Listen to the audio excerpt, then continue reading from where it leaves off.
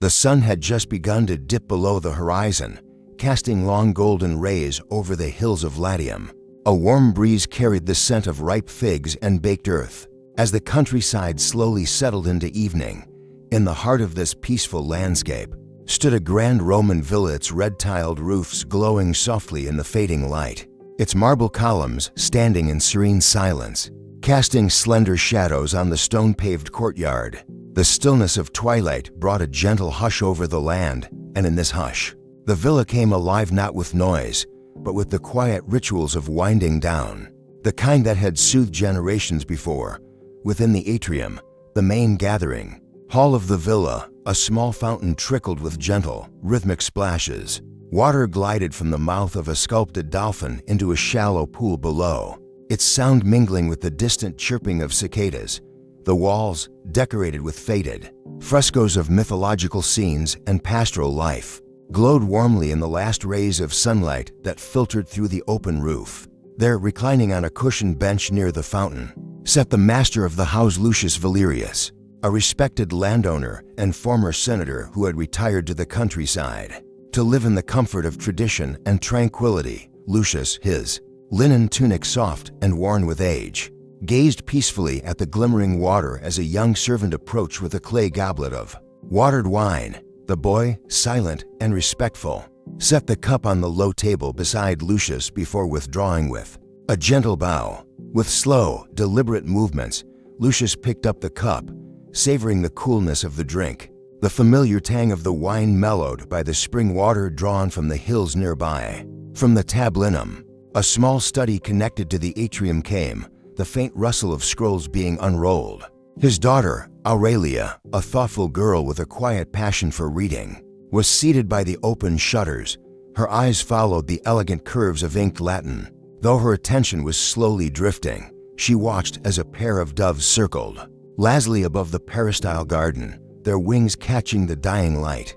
A breath of jasmine carried in from the garden, where evening flowers were just beginning to bloom.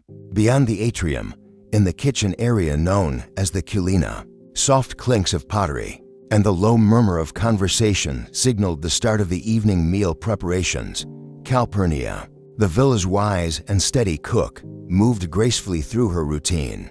Her hands, strong and practiced, wrapped grape leaves around a filling of herbs and spiced lentils, while a younger helper stoked the small fire beneath a clay oven. The comforting aroma of baked bread and simmering honeyed figs filled the air, settling like a soft blanket over the household.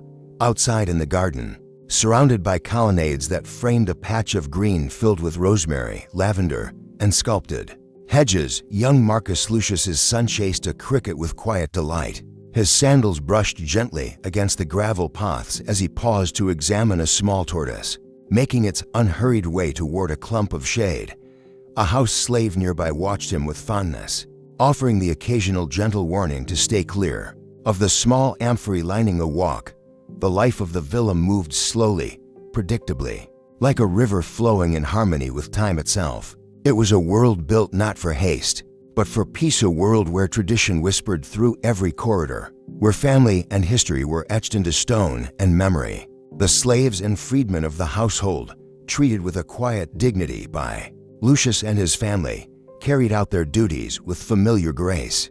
Their footsteps padded softly across mosaic floors, their hands polished brass oil lamps that now flickered to life as twilight deepened into dusk.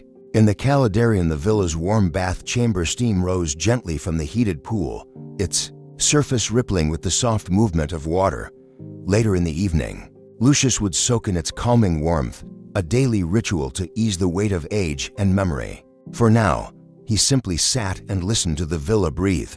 The structure, centuries old, seemed to hum with the spirit of those who had lived and laughed within its walls.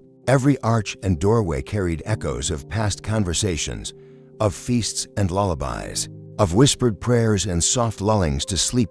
As night crept over the hills, torches were lit along the outer walkways. Their flames flickered in the wind, casting golden halos on the polished stone. In the distance, the low call of a shepherd echoed faintly as flocks were gathered and penned for the night. Far off in the countryside, a lyre played a few tentative notes before quiet returned again. In the villa's triclinium, the formal dining room, the family would soon gather. But there was no rush, no sharp calls or clanging bells. The pace was slow, deliberate, like the turning of a sundial. Time, here, was not a thing to be chased or feared. It was a companion that walked beside them, gently guiding each moment forward. As the final sliver of sun disappeared behind the hills, Lucius rose slowly from his seat, bones creaking softly, and walked toward the peristyle where his children waited. Aurelia looked up and smiled, folding her scroll carefully.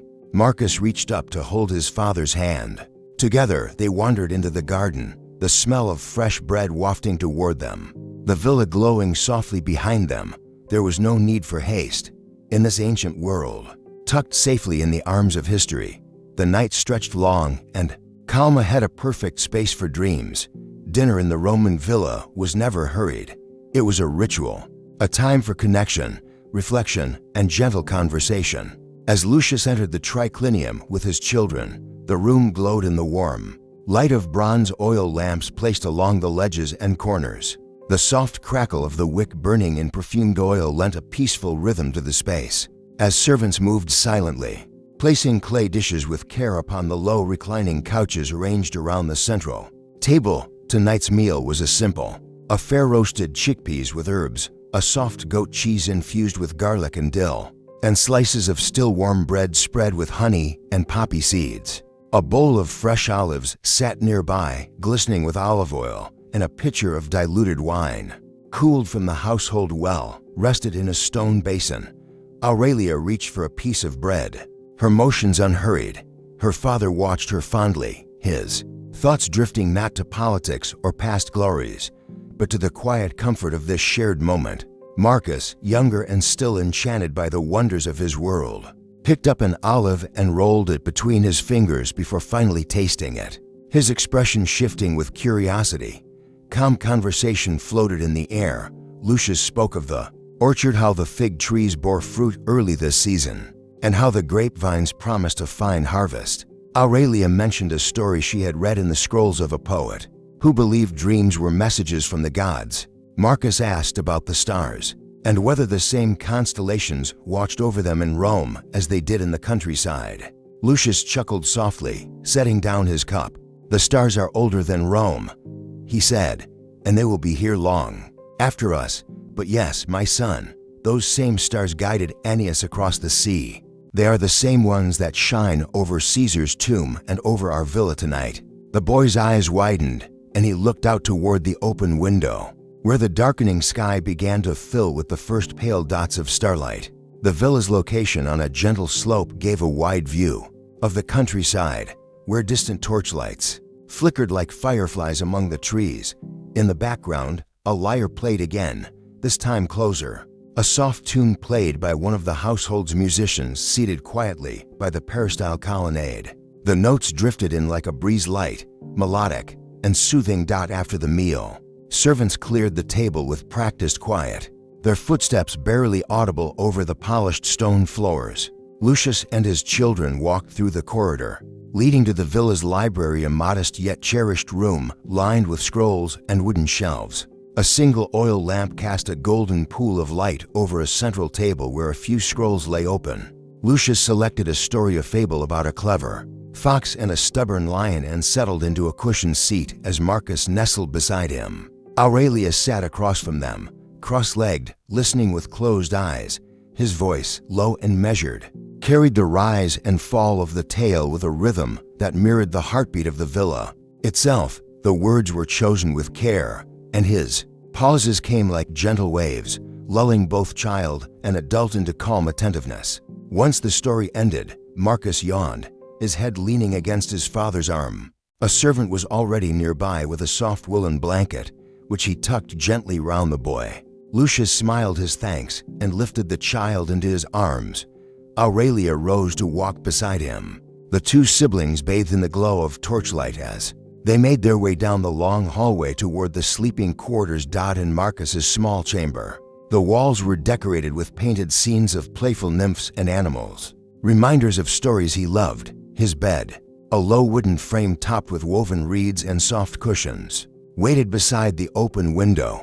A breeze stirred the thin curtains. As Lucius laid his son down, brushing the boy's hair gently from his forehead, "Dream of stars, Marcus," he whispered, "and of brave heroes who speak to them." As he stepped away, he saw Aurelia gently pull a scroll from her sleeve. It was one of her own, a tale she had begun writing days earlier. With a quiet smile, she whispered good night and turned to her room, her thoughts already swimming in ancient myths and dreams of Olympus.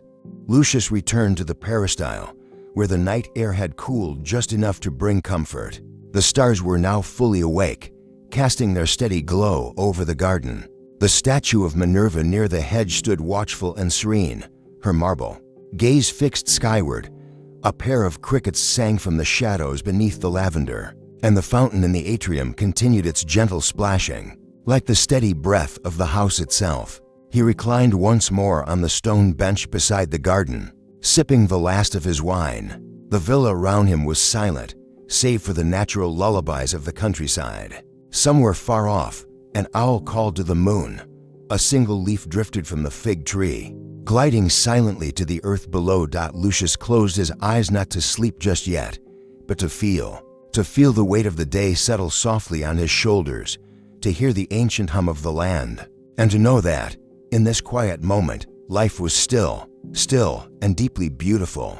The Roman villa, like a cradle of time itself, wrapped its arms around him, whispering promises of peace, of history, and of continuity. And as the night deepened, the household breathed in unison with the land, safe, serene, and timeless. The next morning unfolded slowly, wrapped in the kind of stillness that seemed to stretch from one century to another. Soft light spilled across the mosaic floors, gilding the patterned tiles in the tablinum where Lucius often read scrolls or wrote letters to friends in distant provinces. Birds had begun their songs just as the first warm shafts of sunlight reached through the colonnaded walkways, touching the petals of flowering vines that curled around stone pillars. A gentle wind whispered through the leaves of the olive trees beyond the villa wall, and somewhere in the stables, a horse shifted with a sleepy snort. Lucius rose before the others, not because he had duties pressing upon him, but because he cherished this early solitude. In his simple tunic, he moved through the villa with the familiarity of one who truly belonged, not just as its owner, but as part of its living rhythm. His sandals made soft sounds against the cool marble floor as he crossed into the garden, where a stone bench awaited him near a shallow pool surrounded by rosemary and thyme.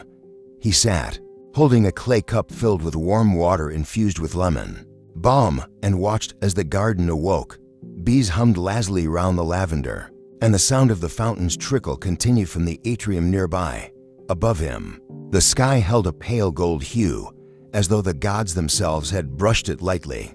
With peace, servants moved quietly around the household now, their daily tasks beginning without hurry or need for instruction. A young boy swept petals that had drifted from the pomegranate tree, while an older woman polished a brass lamp in the corner of the atrium, its surface gleaming more with each pass. A baker's assistant carried a basket of warm, round loaves from the outdoor oven, their crisp crusts steaming gently in the cool air. These daily rituals unfolded not as chores, but as part of a sacred harmony, the ancient balance between time, labor, and life. Lucius strolled slowly to the side wing of the villa, where the baths were located. The caldarium, tepidarium, and frigidarium formed a trio of still chambers, each with its own mood and scent. Steam rose gently from the caldarium, where heated stones warmed the room, filling it with a delicate aroma of eucalyptus. Lucius undressed and stepped into the warm bath, submerging himself slowly as the water embraced him like a memory. The bath was not just cleansing, it was reflective. In the silence, Lucius allowed thoughts to surface one at a time, never rushing to conclusions. He thought of the harvest, of the children's learning, of letters he had yet to respond to. But more than that, he simply existed in the moment, letting his breath match the sound of water lapping gently against stone. After the bath, he dried himself with a woven cloth and dressed in a fresh tunic. As he exited, he found Aurelia in the peristyle, reading aloud to Marcus from a scroll of Virgil's Georgics. Her voice was soft and fluid, the Latin flowing like a lullaby of the land.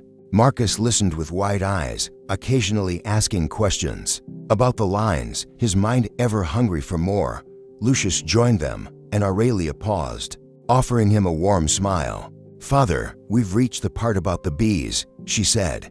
He nodded, settling beside them. "Ah, the bees, even the smallest creatures, are honored in poetry. There's wisdom in that." They remained there, the three of them, until the sun began to climb higher. Then, Lucius led his children to the vineyard at the edge of their property. A leisurely walk past olive trees, grazing goats, and flowering shrubs. The land sloped gently downward, revealing rows of grapevines arranged. With care, workers were already tending to them, trimming leaves, checking the fruit, and speaking in low, friendly tones. Their tunics were dusted with pollen, and the air was rich with the scent of earth and summer's promise. Lucius greeted the workers by name, asking about their families and their labor. The foreman, an older man with leathery skin and a warm grin, assured him the grapes were thriving and that this year's harvest might rival the best in recent memory. Marcus knelt to examine a vine, his fingers brushing its curled tendrils. "Why do they grow in rows?" he asked. "So they can be trained," Lucius answered. "Guided, like ideas. Like people, when given direction, they flourish." Aurelia took a small wax tablet from her sash and began sketching the vine, her mind always dancing with images. She liked to record the world around her, not just in words, but in lines and curves.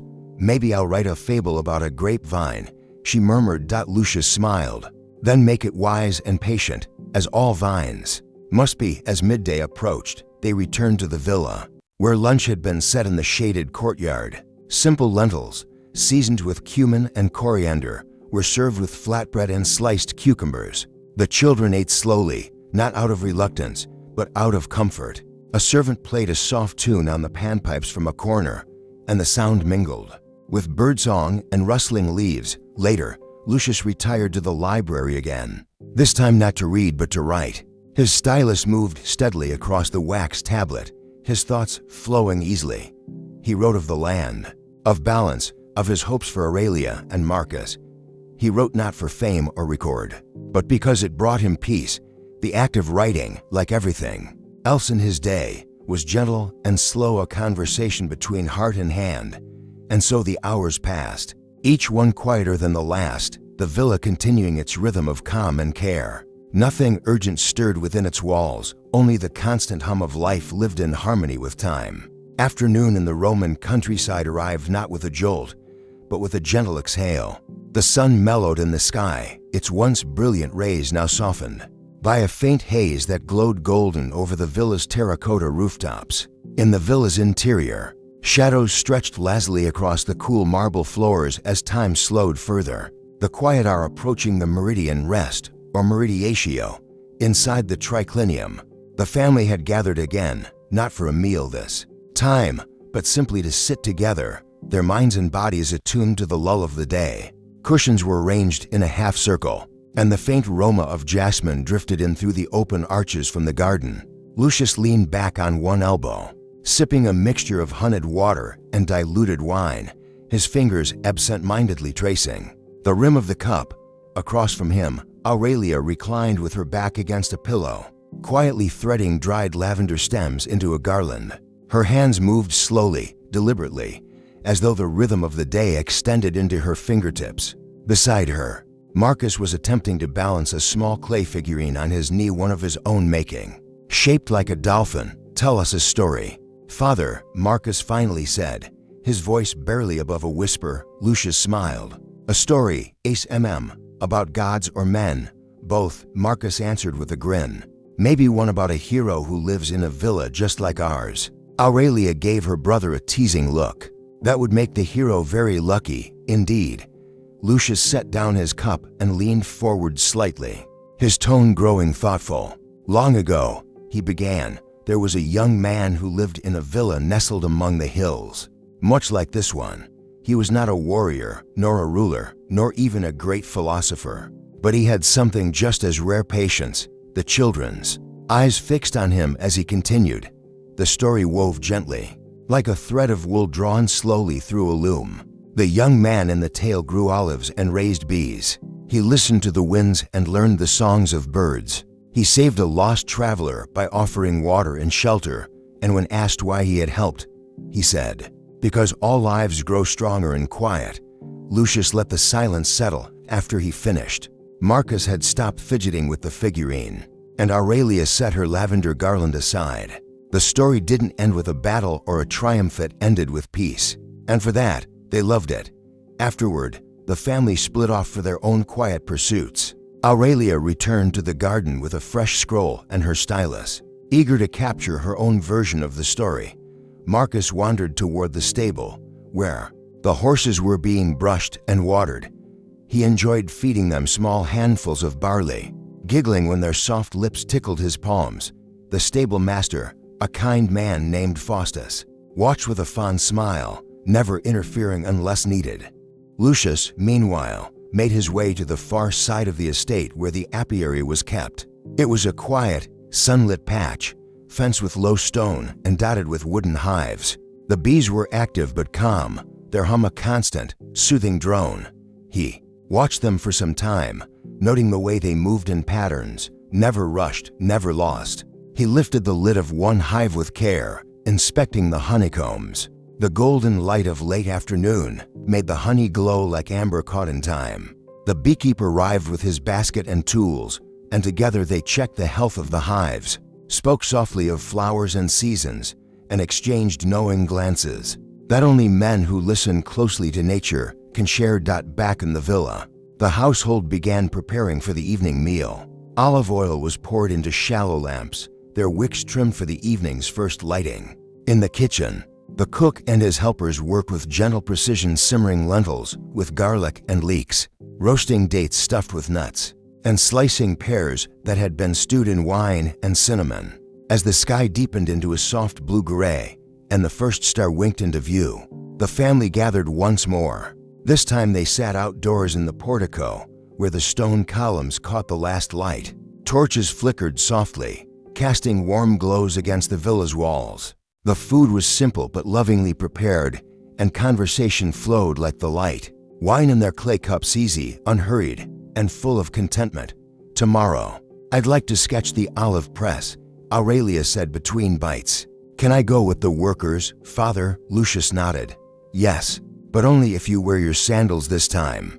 Last time you returned with half the field on your feet."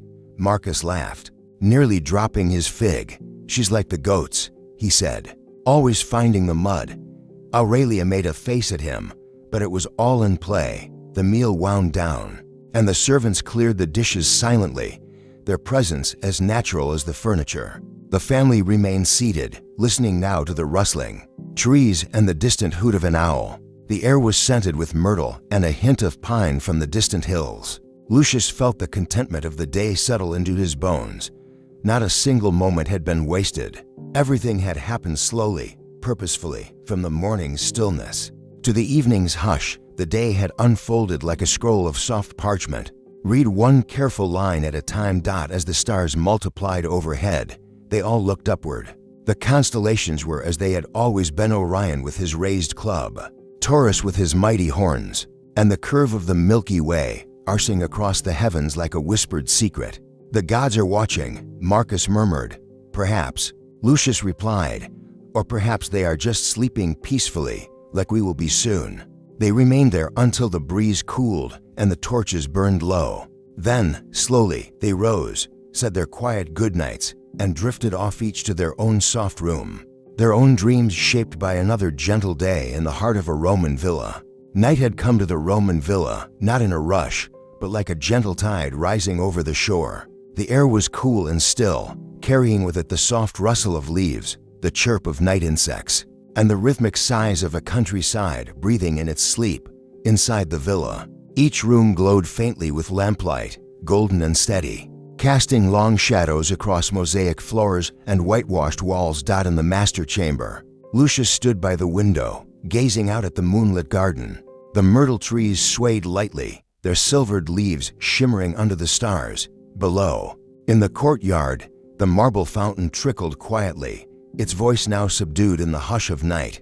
He took a slow breath, letting the serenity settle within him. Another day had come and gone, full of simple labors, shared stories, and calm reflection.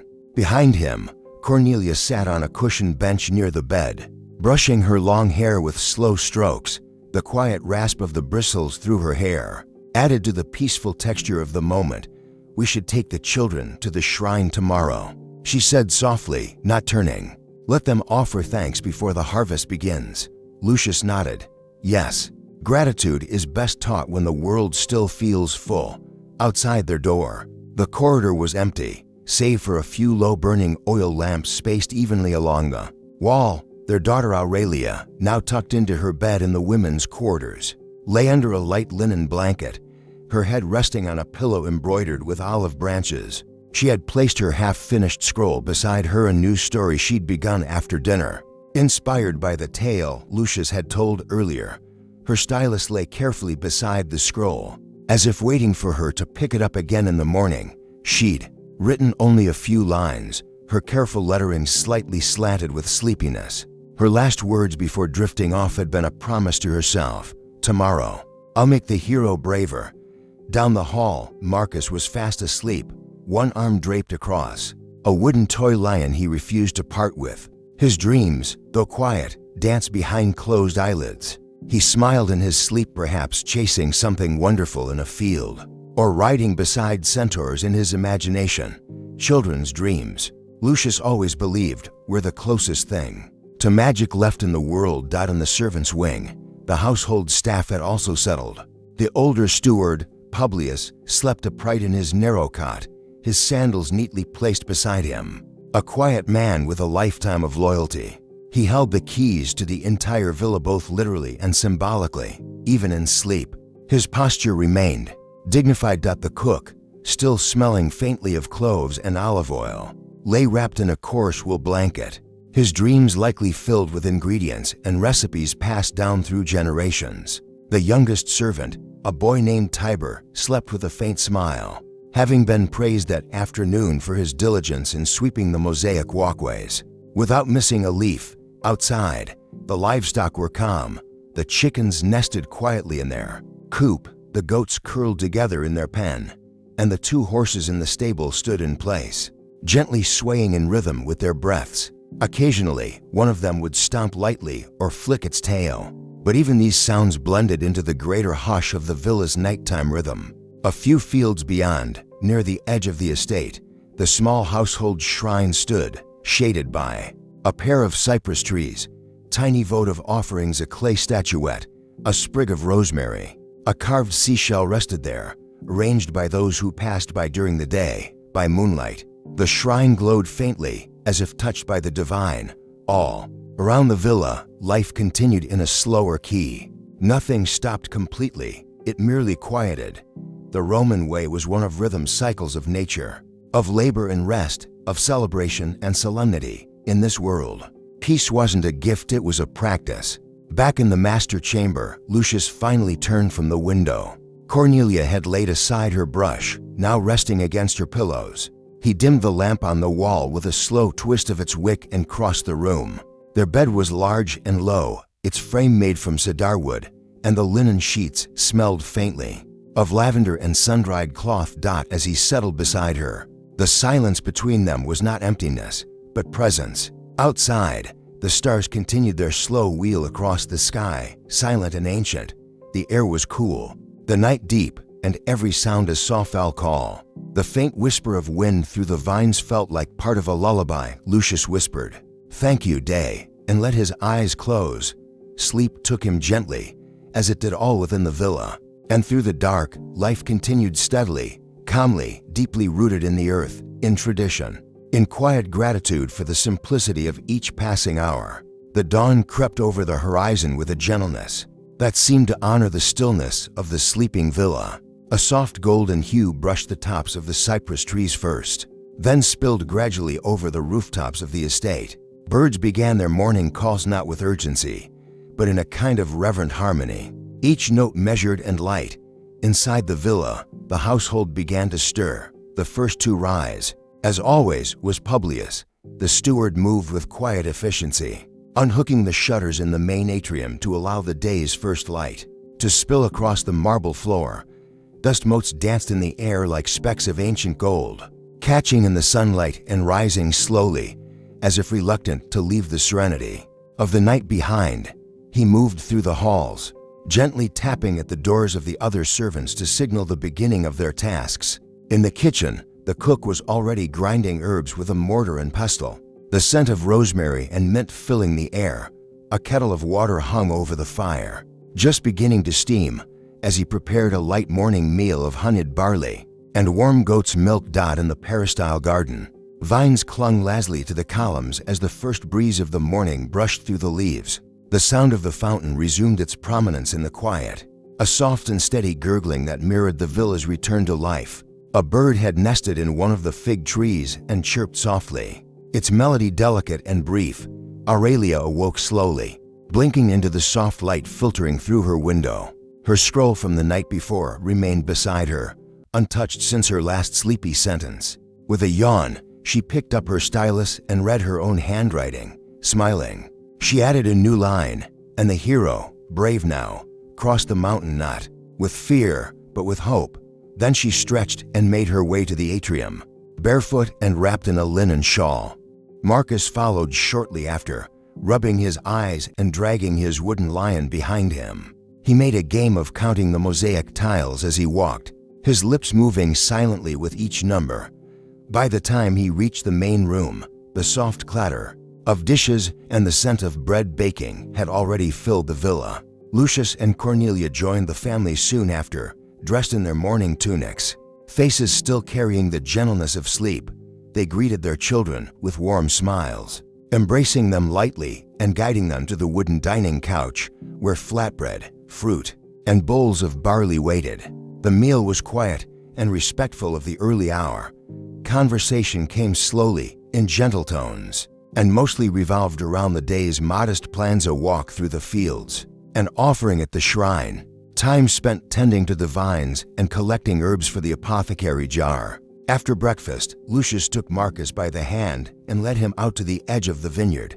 There, rows of grapevines stood neatly, their leaves a rich green in the soft morning sun. He crouched low and showed his son the new buds beginning to form. "Not yet ripe," Lucius said, tapping one of the tiny grapes, "but they're coming along well." Marcus looked up at him and asked, "How do the grapes know when to grow?" Lucius smiled. "They listen to the earth, to the rain, the sun, and the breeze. The land speaks, and they answer." Nearby, Cornelia and Aurelia moved through the herb garden, gathering bundles of lavender, thyme, and chamomile. Cornelia moved with practiced grace, snipping only what she needed and tying the stems with thin twine. Aurelia mimicked her carefully, placing each small bouquet into a woven basket. They paused for a moment under the olive tree, its gnarled trunk thick with age. The branches reached outward like arms, sheltering them from the sun's growing warmth. "Do you think this tree remembers us?" Aurelia asked. Cornelia looked up and ran her fingers along the bark. "I think it remembers everything. Every voice, every season. Trees are quiet, but they're full of stories." By midday, the family had gathered once again, this time outside the villa near the household shrine. It stood beneath two cypress trees, their dark needles whispering softly in the wind. Lucius lit a small terracotta lamp and placed it on the shrine's base, while Cornelia sprinkled flower petals and a handful of dried herbs around the offerings. Aurelia stepped forward, carrying a carved figurine she'd made, a small likeness of Minerva, the goddess of wisdom. She placed it gently beside the other offerings and whispered a short prayer for clarity and calm. In her studies, Marcus, not to be left out, offered a small stone shaped like a lion, his favorite animal. He didn't say much, but the seriousness in his eyes said enough. The gods, they believed, understood all languages including silence. With the rituals complete, they lingered a while longer beneath the trees, their shadows dappling the stone path like a mosaic made by the sun. The moment held a quiet holiness, not grand or dramatic, but rooted in tradition and a deep reverence for balance and continuity. As the day moved forward, the villa remained a hub of slow and purposeful activity. Linen was washed and hung in the sun. Clay vessels were checked for cracks and replaced as needed. Tools were sharpened with care. Nothing rushed, nothing wasted. every motion a contribution to the quiet harmony that governed life on this land. The afternoon sun drifted lazily across the sky, its golden rays mellowed by a veil of soft, gauzy clouds that passed overhead like the sails of forgotten ships. Shadows lengthened in the garden, cast by the colonnades that framed the courtyard in a quiet, protective embrace. A breeze moved gently through the villa now, rustling the vines and cooling the warm stones beneath the feet of anyone wandering its peaceful halls. Lucius had taken to his study, a small room lined with scrolls and clay tablets. It was dimly lit, the light falling in slanted bars through the slatted shutters.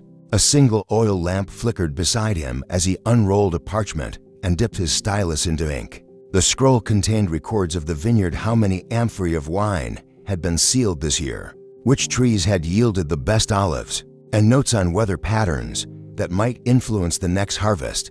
He worked slowly, not out of fatigue, but of habit, savoring the act of writing as a form of reflection. There was no rush here, no deadline pressing upon him. It was a way to align thought with action, to record not just the work of the estate, but the heartbeat of the land that gave it life outside. Cornelia and Aurelia had retreated to the shaded bench beneath the old laurel tree. Cornelia was sewing, her fingers deftly stitching the border of a tunic with tiny embroidered vines and leaves. Aurelia, beside her, was reading aloud from a tale of heroes and gods, her voice soft, rhythm steady, the cadence rising only slightly with each sentence before tapering back into stillness. A turtle crept across the warm stones near their feet, pausing now and then to consider its direction. They watched in silence, as though witnessing something sacred in its patient journey. Moments like these filled the day, not with noise or action, but with presence. Nearby, in the work yard behind the villa, two of the servants were preparing to mend a damaged basket, used for carrying grapes during the harvest. They sat on low stools, weaving the pliable reeds together with careful precision. The rhythm of the weaving was soothing: over, under, pull tight, repeat. It was the kind of task that invited thought to wander gently, like a stream meandering through a quiet valley. Marcus was with one of the older farmhands at the animal pen, where goats and chickens lazed in the soft dirt. The old man was teaching him how to gently approach a goat, how to understand its body language and gain its trust. Marcus moved slowly, extending his hand with a little clump of herbs. The goat sniffed, then leaned forward to nibble from his palm. "You see," the old man said, a voice like gravel softened by years, "even goats listen, if you're patient enough." Marcus smiled, eyes wide with fascination. He wasn't just learning to care for animals, he was learning the deeper lessons of respect, of listening, of gentle persistence. Back at the peristyle, Publius was polishing the bronze basin near the fountain. He worked in circles, cloth moving in silent rhythm, until the metal caught the sunlight and gleamed. He paused to look up at the sky, then toward the fig trees lining the edge of the garden. A pair of doves had taken up residence there, cooing softly as they fluttered from branch to branch. As evening approached, the family gathered again in the triclinium for their evening meal. The air was filled with the aroma of lentils cooked in olive oil, roasted onions, and fresh flatbread. A small dish of dates and cheese sat at the center of the table, a quiet indulgence after a day of calm labor. The light outside faded slowly, the sky melting into hues of lavender and rose. Oil lamps were lit one by one, their flames soft and steady. The walls of the room seemed to glow in the golden light, the shadows deepening gently in the corners. It was a peaceful kind of darkness, the kind that asked nothing of you except to sit, breathe, and simply be. The conversation over dinner was gentle and meandering. Lucius spoke of the vineyard's progress and the new buds he had seen. Cornelia shared her thoughts on drying herbs for the winter, while Aurelia recited a line from the story she had read earlier, one that made them all smile.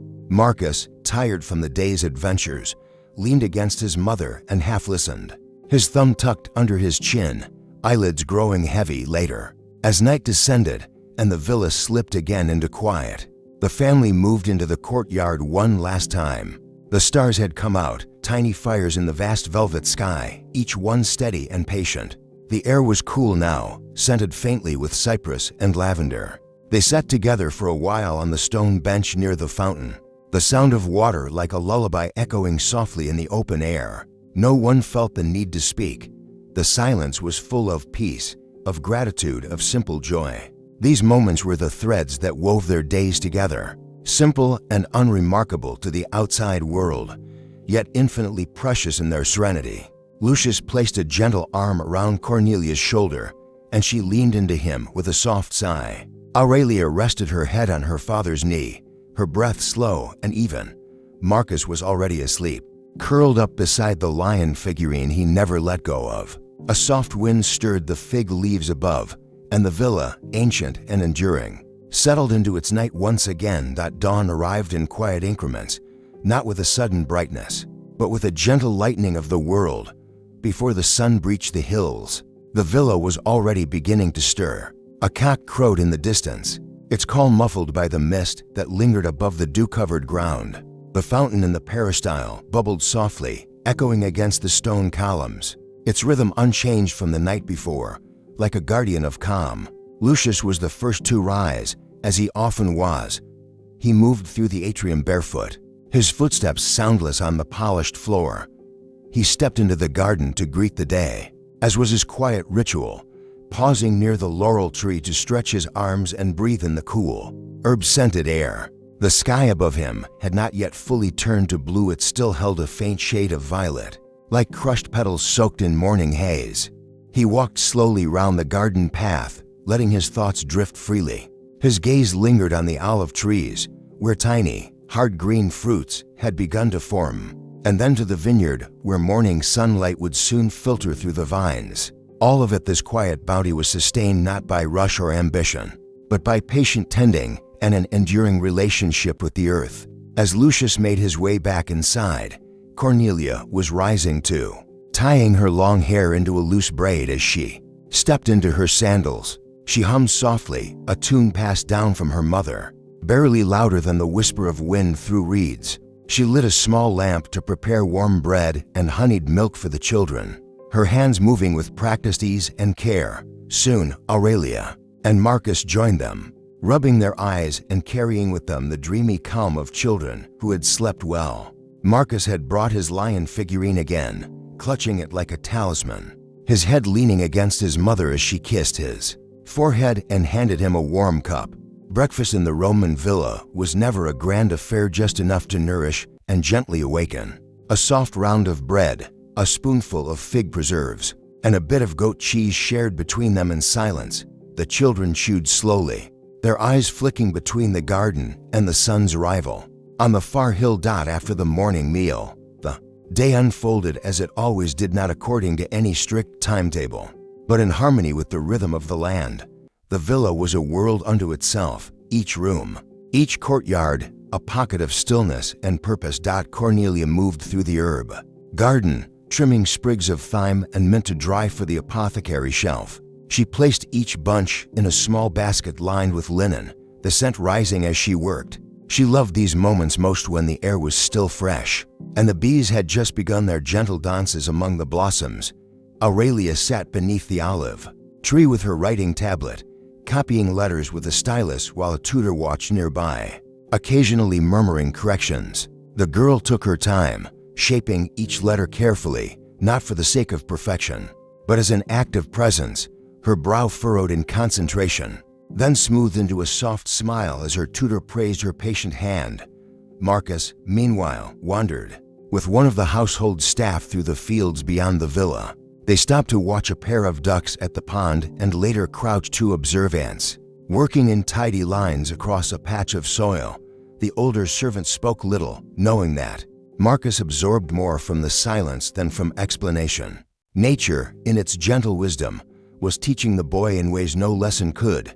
Lucius, back in his study, read aloud from a scroll containing the poetry of Horace. His voice was low and unhurried, more for himself than for any audience.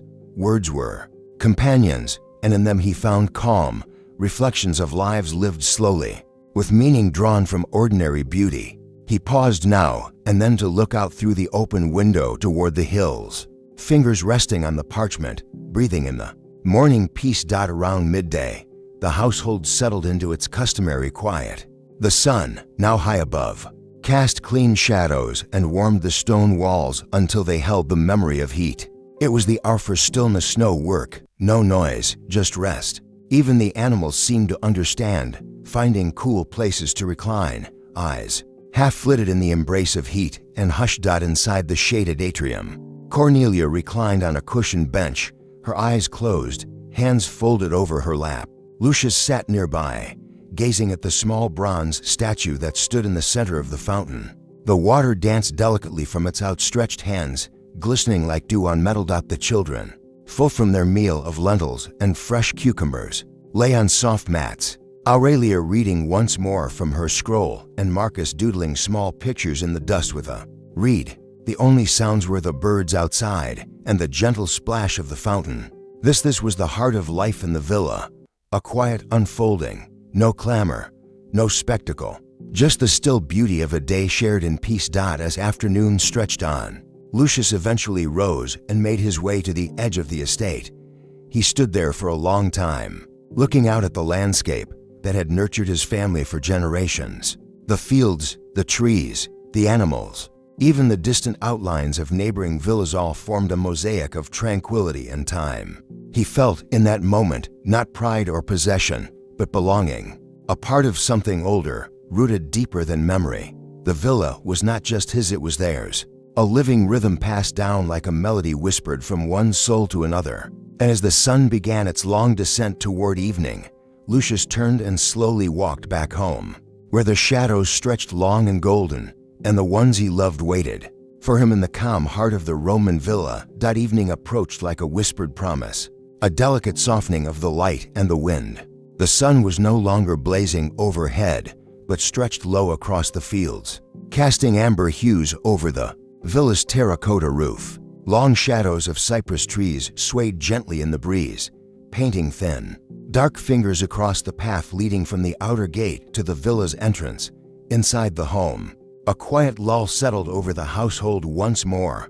The children had been bathed, their hair damp and fragrant from the lavender water Cornelia always used.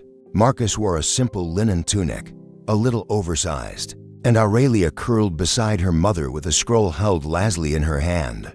Her eyes fluttered from the words to the garden and back again, not really reading, but enjoying the weight of the days. And Lucius entered the triclinium, carrying with him a small clay jar of olive oil and a handful of dates.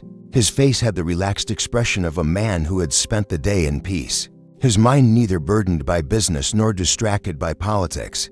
He placed the jar on the low table, pouring a small amount onto a dish beside sliced goat cheese and fresh figs that Cornelia had earlier arranged. As they sat together, the family didn't speak much. They didn't need to.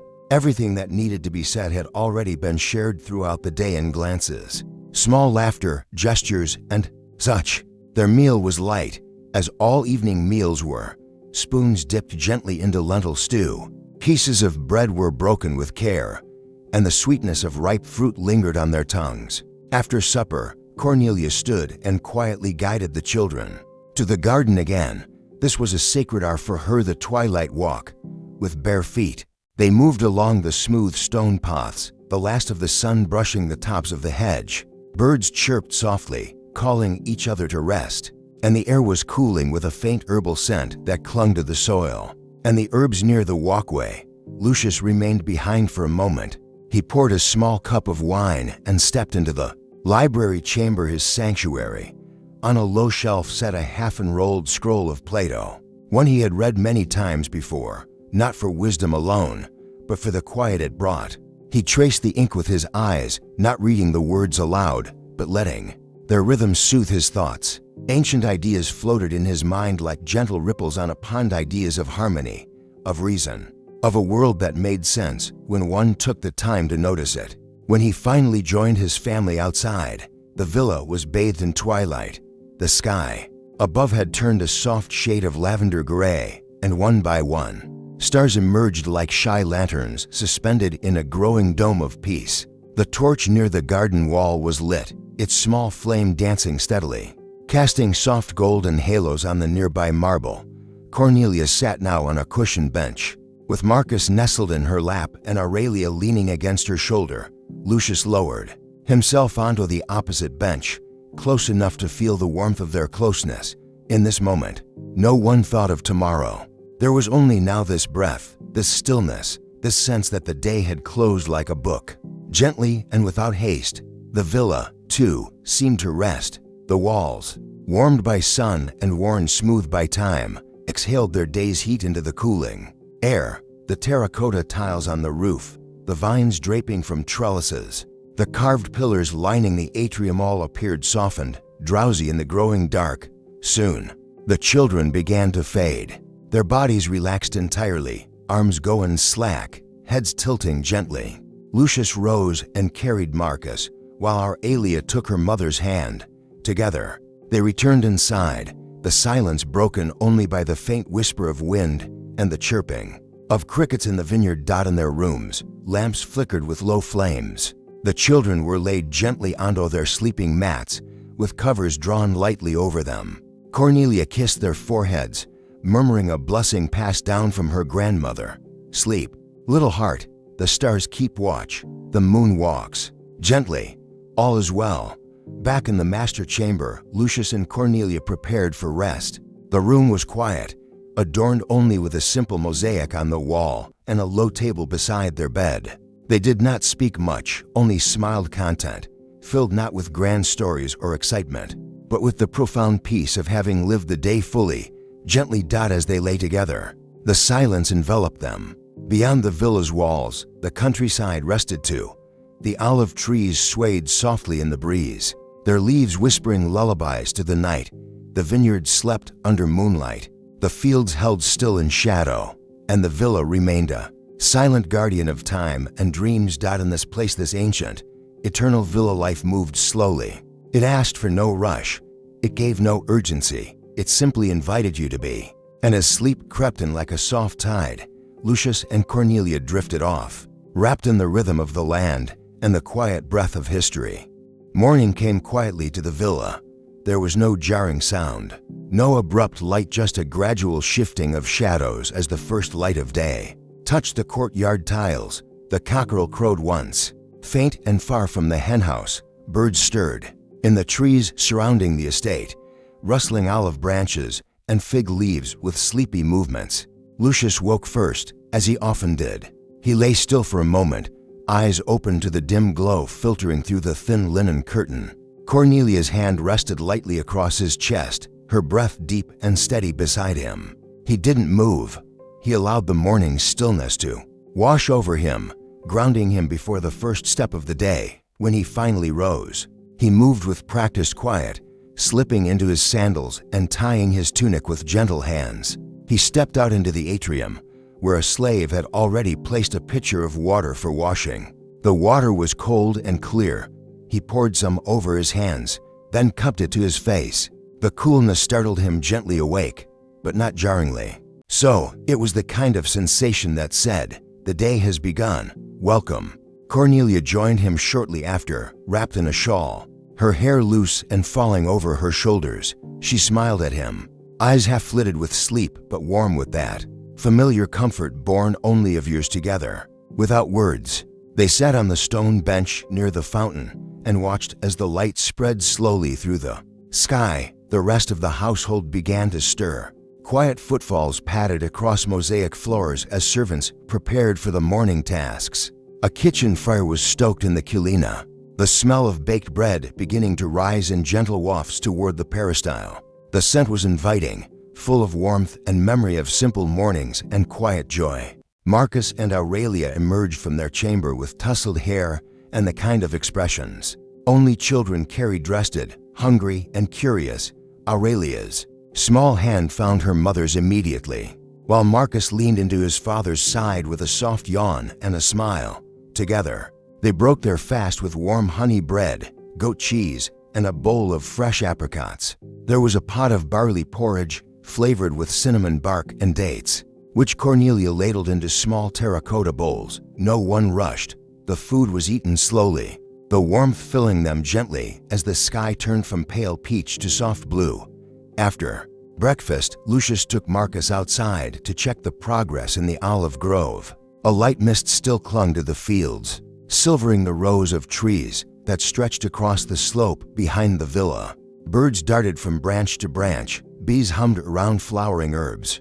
A donkey brayed softly in the distance. Lucius knelt by one of the younger trees, showing Marcus how to inspect the leaves for dryness or signs of disease. He spoke softly, pointing to the soil and the gentle curves of the branches. Marcus listened intently, sometimes nodding, sometimes just watching. He didn't need to understand everything yet. What mattered was the ritual, the presence, the steady rhythm of learning how things grow. Back in the villa, Cornelia and Aurelia tended to the household altar. It was a daily ritual, quiet, thoughtful. They placed fresh laurel branches in the small niche, lit a stick of resin, and offered a pinch of flour and salt. Aurelia's eyes were wide as she copied her mother's movements, lifting the offering with both hands before laying it down gently. Cornelia whispered a short prayer to Vesta, the goddess of hearth and home. Her words soft and round like a lullaby. By midday, the sun climbed higher, but its warmth was not unwelcome. The villa's thick stone walls held the morning coolness well, and the open windows let in a breeze that whispered through the long linen curtains like a passing thought. In the tablinum, Lucius sat with his writing tools, copying a letter to an old friend in the city. His handwriting was neat, deliberate, each word a gesture of thought and care. Cornelia, meanwhile, was in the garden with Aurelia, tending to the herb bed. Lavender and rosemary grew thick near the border wall, while sage and mint spilled from their planters. The girl asked questions. What does thyme do? Why do bees like marjoram? And her mother answered each one gently, encouraging curiosity. Without haste. Later in the afternoon, the family gathered beneath the pergola. The shadows stretched longer across the stone floor. Grapevines above rustled in the soft breeze, casting dappled light over the table where a simple lunch was served: olives, salted fish, boiled eggs, and soft cheese with fresh herbs. They drank watered wine and shared stories. Marcus described the olive trees as though he'd planted them himself, while Aurelia explained the different gods she'd learned about from the priestess at the temple. Lucius laughed softly. Cornelia smiled and rested her chin on her hand, watching her children with that particular warmth only a mother holds, a blend of pride, amusement, and a quiet sort of wonder. As the sun moved westward, the villa once again quieted. It always did in these golden hours when the land exhaled and time slowed. The family spread out, Lucius returning to his scrolls, Cornelia spinning thread in the workroom, and the children in their own quiet worlds. But there was always connection, always presence. No one was ever far. And as evening approached, the villa bathed once more in amber and peace. Another perfect Roman day, lived softly and fully tied to the earth, to history, and to each other. The golden hue of the evening deepened as the sun began to dip beyond the hills. Long shadows fell across the courtyard, and the columns of the peristyle glowed in warm orange light. The birds that had fluttered about all day now settled quietly into the trees, and the soft cooing of doves echoed gently through the garden walkways. It was the hour when time seemed to slow, almost to a stop, when the world paused to breathe in the stillness. Cornelia sat by the fountain with a small basket of figs in her lap, gently peeling the fruit for a simple evening treat. Aurelia was beside her, curled up with a wool blanket wrapped around her legs, humming softly as she watched the water trickle over the marble edges. The gentle splashing of the fountain had become a familiar lullaby, and it matched the rhythm of their quiet thoughts. Lucius stood at the edge of the courtyard, looking toward the fading light. His hand rested lightly on Marcus's shoulder as they spoke softly about the stars that would soon appear. Lucius pointed out where the first one might twinkle above the roofline. Venus, he said, almost in a whisper, the evening star. She's always first. Marcus nodded solemnly, his eyes fixed on the purpling sky. Inside the villa, the household began its evening rituals. Lamps were lit, their gentle flame casting warm halos of light that danced on the plastered walls. The servants moved slowly, their tasks familiar and quiet. Oil was poured into bronze lamps, wicks trimmed with care. The hearth fire was stirred to life once more, not for heat, but for its calming presence. The soft crackling of the flame brought comfort to all within hearing. Dinner was a light affair, shared in the triclinium as was tradition, but without any formality or grandeur. A lentil stew, seasoned with garlic and cumin, simmered gently. In a terracotta pot, fresh flatbread, warm from the fire, was passed between them, torn by hand and dipped into small bowls of olive oil and herbs. There were sliced cucumbers and soft cheese, and the figs Cornelia had prepared were served with a drizzle of honey. The flavors were simple, pure, and deeply familiar. Lucius raised a small clay cup of watered wine. "To this day," he said, quietly, "to this home." They all echoed the sentiment in their own quiet way, Marcus with a smile, Aurelia with a soft clink of her cup against her father's, Cornelia with a knowing glance that said everything without a word. After the meal, the family moved to the garden once more. The sky above was now a deep indigo, and the stars had begun their slow, deliberate reveal. One by one, they blinked into view, filling the heavens with calm. The cicadas sang their slow, rhythmic chorus from the bushes beyond the garden wall. Somewhere, far in the distance, an owl called softly from the forest. Cornelia began to hum a lullaby, a tune passed down through her family, known to her since her own childhood in the countryside of Etruria. Aurelia leaned her head against her mother's arm, eyes heavy. Comforted by the sound and scent of home, Marcus lay on his back, pointing at constellations with quiet awe. Lucius named them as his son traced them with his finger, the hunter, the bear, the twins. The villa itself seemed to hum with peace. Its walls, centuries old, held the warmth of the day, releasing it now into the night like a gentle exhale. The earth smelled of thyme and dust and jasmine, all wrapped in the cool breath of the coming night. It was a scent that could never be described, only remembered, and always tied to moments like this. As bedtime approached, Cornelia gently gathered the children, brushing the dust from their tunics and pressing kisses to their cheeks. Aurelia was nearly asleep in her arms, and Marcus yawned broadly, his words slurring as he whispered one last observation about the moon's shape inside. The children were tucked into their small, neat beds, beneath woven linen covers that smelled of sun and lavender. Lucius sat with Marcus a while longer, telling him a slow, quiet story of Rome's founding, of Romulus and Remus, of wolves and rivers, all spoken with the steady cadence that lulled young minds to dreams. Cornelia sang softly to Aurelia until the girl's breath slowed, and her small hands went still against her mother's palm. When the children were fully asleep, the villa returned to silence. Lucius and Cornelia stood at the threshold of their chamber, looking back over the peaceful home. The oil lamps flickered gently, the stars above seemed endless. They spoke softly of the day, of tomorrow, of nothing and everything. They stood close together, the way people do when words are unnecessary. Then, without rush, they slipped into bed, the linen cool and soft against their skin. Outside, the night deepened. Inside, dreams took hold. And so, the ancient Roman villa rested, its walls bathed in starlight, its people safe in sleep. History here was not loud or grand. It was slow, gentle, eternal. The deep night settled over the countryside with a velvet hush. Outside the villa walls, the world had quieted completely. Only the distant hoot of a night owl and the soft rustle of wind through olive branches broke the silence. The stars overhead now glimmered in their full brilliance, thousands scattered like tiny lamps across the heavens. The moon, pale and glowing, hung just above the villa's tiled rooftops, casting a silver sheen over the sleeping house within. The villa, the air was filled with a deep stillness, the kind of quiet that only comes when every soul under the roof is resting peacefully. The dogs curled at the threshold of the garden gate, ears twitching slightly with every sound, but unmoving, content in their watch. Somewhere deeper inside, a cat padded silently across the mosaic floors, pausing now and then to listen to the creaks of the old wood and stone. In the sleeping quarters, Marcus shifted slightly under his blanket, murmuring softly in his dreams. His small hands rested against his chest, and a faint smile curved his lips. In the room next door, Aurelia slept curled in a ball, the corner of her blanket pressed against her cheek. Breathing in slow, even waves, Lucius lay awake just a little longer.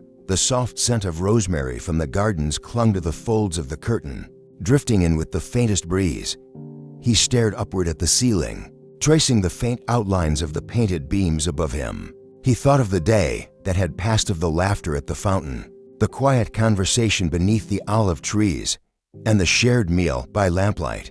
There had been no great events, no grand accomplishments, yet it had felt full whole.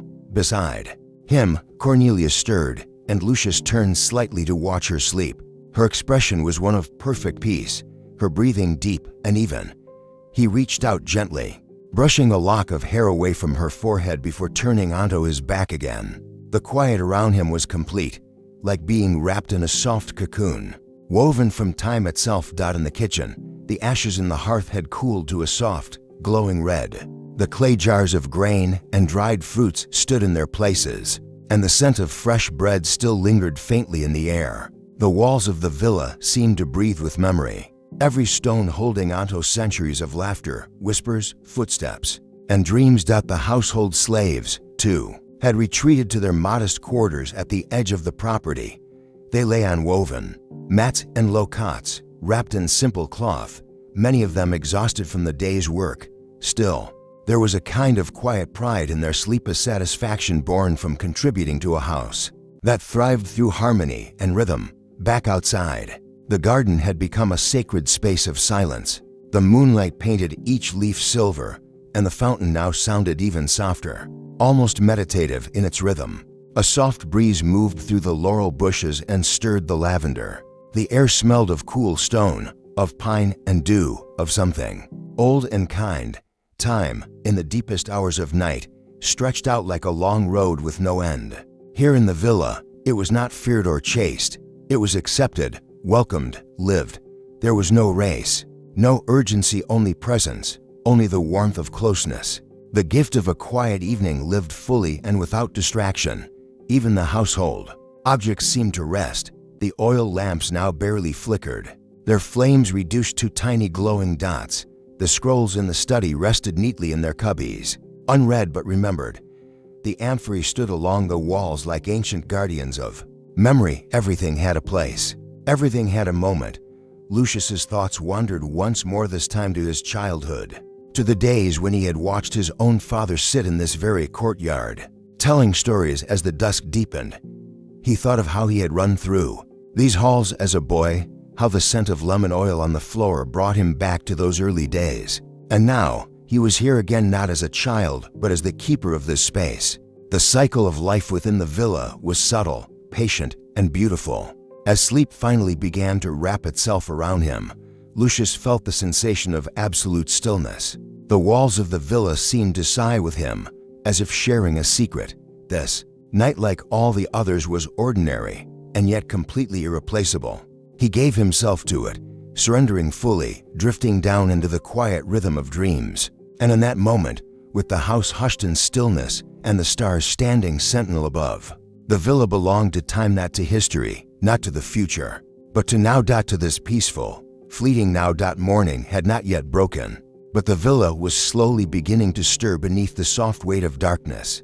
There was a gentle stillness to this in-between moment, neither night nor day, when the air was the coolest and silence blanketed every room like a woven linen sheet.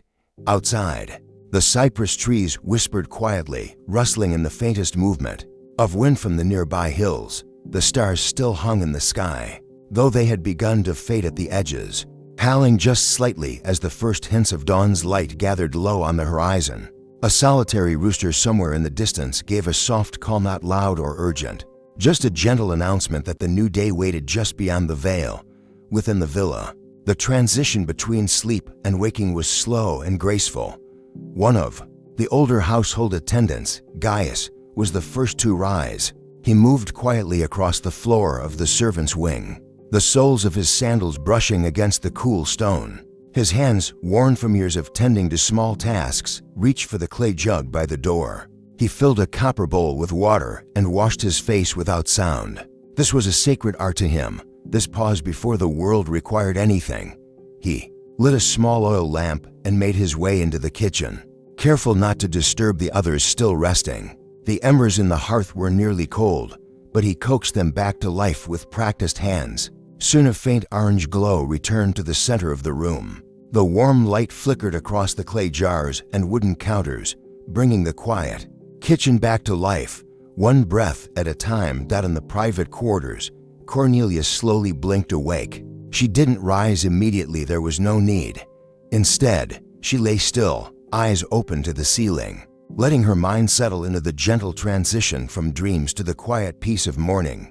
She listened to the muffled sounds from below, the clink of a bowl, the pop of a log catching flame. A smile touched her lips as she inhaled the familiar scent of hearth smoke and rosemary that seemed to wrap around the entire home. Lucius stirred a moment later. He turned toward her, brushing his fingers lightly across her shoulder. Neither of them spoke. There was no need. The language of silence was fluent between them in these hours. Together, they lay for a while longer, letting the new day arrive. Not with haste, but with acceptance. Elsewhere in the house, young Marcus stretched beneath his blanket, his arms reaching toward the carved wooden headboard. His hair stuck out in soft tufts, and his cheeks were still pink from sleep. He blinked up at the fading stars visible through the window's narrow slit, wondering what adventures the day might bring. Perhaps he would feed the chickens with the cook or walk along the irrigation canal with his grandfather, asking 1,000 questions about the tools and stones and leaves they passed. Aurelia, always the last to rise, remained curled beneath her blanket. The linen wrapped around her like a cocoon, and her breath moved in soft, rhythmic patterns. In her dreams, she still ran through meadows and climbed fig trees with imaginary friends. Soon enough she would be summoned gently, maybe by her nursemaids. Soft whisper or the tickle of light streaming through the window. Outside, the garden began to shift in color. The moon had dropped below the distant hills, and the first warm blush of dawn began to spill across the tops of the olive trees. The courtyard's fountain, ever constant, now shimmered slightly in the low light, droplets catching the sky's early glow. A bird fluttered into the fig tree and settled silently, waiting with the same patience that filled every corner of the villa. The farmer from the nearby estate passed along the stone path outside, leading his mule toward the lower fields. He gave a respectful nod as he passed the tall hedge that marked the edge of the villa's property. The hedge, thick and green, held the secrets of the home gently within it. And slowly, the rest of the household awakened. The gardener appeared in the side yard, pulling on his sandals and inspecting the morning dew on the vegetable beds. The cook prepared her bread dough, her hands moving in the same motions they had for decades: knead, turn, press, rest. The steward reviewed the wax tablet of accounts, lips pursed as he planned the day's supplies. Life, with all its gentle order, began anew. And yet, even in this returning rhythm, nothing felt rushed. There were no bells, no horns, no sudden shouts to startle the dawn. This was not a world of urgency. It was one of awareness, of breathing deeply, of knowing that the day would offer itself in full, if only you stepped into it with patience. Back in their room, Lucius and Cornelia rose at last. Together, they walked slowly to the open window, where the soft light now painted the terracotta walls in golden hues. Below, the first sounds of laughter rose from the courtyard. A small group of boys raced past, trailing after a ball made of bundled linen and leather. Their bare feet slapped against the smooth stones, and their giggles filled the morning air. Cornelia leaned her head on Lucius's shoulder, her voice quiet. "Another peaceful day," she murmured. Lucius nodded, wrapping his arm around her waist. "Just as it should be." Together, they stood in stillness, watching their home awaken, each moment unfolding as gently as the last. Here in this Roman villa, beneath the wide sky and surrounded by the quiet wisdom of earth and time, there was no need to chase life. They were already living it. As the day unfolded in the villa, the sun rose ever so slowly above the low hills, casting long, golden shadows across the tiled rooftops and sun-warmed stone paths. The walls of the villa glowed softly in the light, revealing their delicate murals, pastoral scenes, mythological figures, and garlands of flowers, all painted in gentle ochres, earthy reds, and sky blues. In the atrium, the central pool reflected the sky above, its surface dotted with the occasional drifting petal from the nearby potted laurel trees. A sense of balance ruled this home, not just in architecture, but in life itself. There was no single rush or single pause, only a continuous flow from one task to the next, like a stream that never stilled but never hurried. Each moment belonged to itself, whether it was the slow folding of a tunic or the trimming of a vine. In the kitchen, aromas began to rise with greater intensity. Cook had prepared a porridge of barley, sweetened with dates and honey, gently simmering over the hearth. A small pot of herbal tea brewed nearby infused with mint, chamomile, and a hint of fennel seed. The fragrance wove through the hallways, stirring even the sleepiest of souls. Aurelia, now fully awake, padded into the dining room on her bare feet. Her hair was braided loosely down her back, and she carried with her a small wooden doll dressed in a faded tunic. She sat quietly at the table, legs swinging beneath her chair, watching as a servant poured water into a ceramic cup and placed it before her. "Thank you," she whispered, the words soft and sincere. Her brother Marcus soon joined her, still, rubbing his eyes, and together they ate their simple breakfast in the presence of calm. There was no rush to finish, no pressing appointment. The day was theirs, and time was something to be tasted, not measured. Elsewhere in the villa, Lucius had retreated to his study. The room was filled with scrolls and wax tablets, shelves carved from olive wood, and a single desk facing a window that looked out toward the hills. The breeze carried in the scent of crushed pine and warm earth. On his desk was a half-finished letter to a friend in Rome, an old philosopher, who now lived near the Forum. Lucius smiled as he picked up his stylus, dipping it into the inkwell, and letting the words come slowly, as though each syllable mattered. He wrote not about politics or trade, but about his olive harvest, the temperament of his dog, the way the sky had changed color just before last night's moonrise. These were the stories worth sharing, small, intimate truths of a life fully lived. Down in the garden, Cornelia knelt near the herb bed. She wore a soft linen stola, light enough for the growing warmth, with her sleeves tied back with simple cords. In her hands she held a basket woven from reeds, slowly filling it with sprigs of lavender, thyme, and savory. Bees buzzed lazily round her, their wings catching the sunlight like slivers of glass. The garden was her sanctuary, and each plant a quiet companion. She paused for a moment and tilted her face upward toward the sun. Eyes closed, the warmth rested gently on her cheeks, and she felt, as she often did, a wordless gratitude for this place, this villa, that held not only stone and tile, but breath and memory. From time to time, the steward passed by with a nod, reviewing tasks with the workers in hushed voices. The stonemason was repairing the corner of a wall where rain had worn down the mortar, while the vintner checked the vineyard rows for signs of dryness. Tools were used with care, steps were taken mindfully, and everyone moved with the understanding that nothing need be hurried. At the peristyle, the central open courtyard of the villa, the columns stood tall and unmoving, framing the sky above. Like a painting, birds came to perch there, flitting from edge to edge, occasionally dipping into the pool to drink. The gentle sound of water falling from a carved marble spout added to the ambience, echoing softly across the colonnade. Later in the afternoon, Lucius and Cornelia gathered with their children beneath the large olive tree in the courtyard. A light cloth had been laid out, and small bowls held figs, almonds, slices of cheese, and rounds of honeyed bread. They sat together, cross-legged or reclining, laughing softly, telling stories that wandered like the breeze through the leaves above. Marcus spoke of a bird he had seen perched on the wall earlier, its feathers the color of sun-warmed clay. Aurelia shared a dream she had of sailing down the Tiber in a boat made of lilies. Her father listened with care, offering a thoughtful nod and an amused smile. They played a game of knucklebones afterward, the little carved pieces clicking against the tiles with each roll. The children squealed with laughter when their mother managed a perfect toss, and Lucius, pretending indignation, declared her the champion of the day.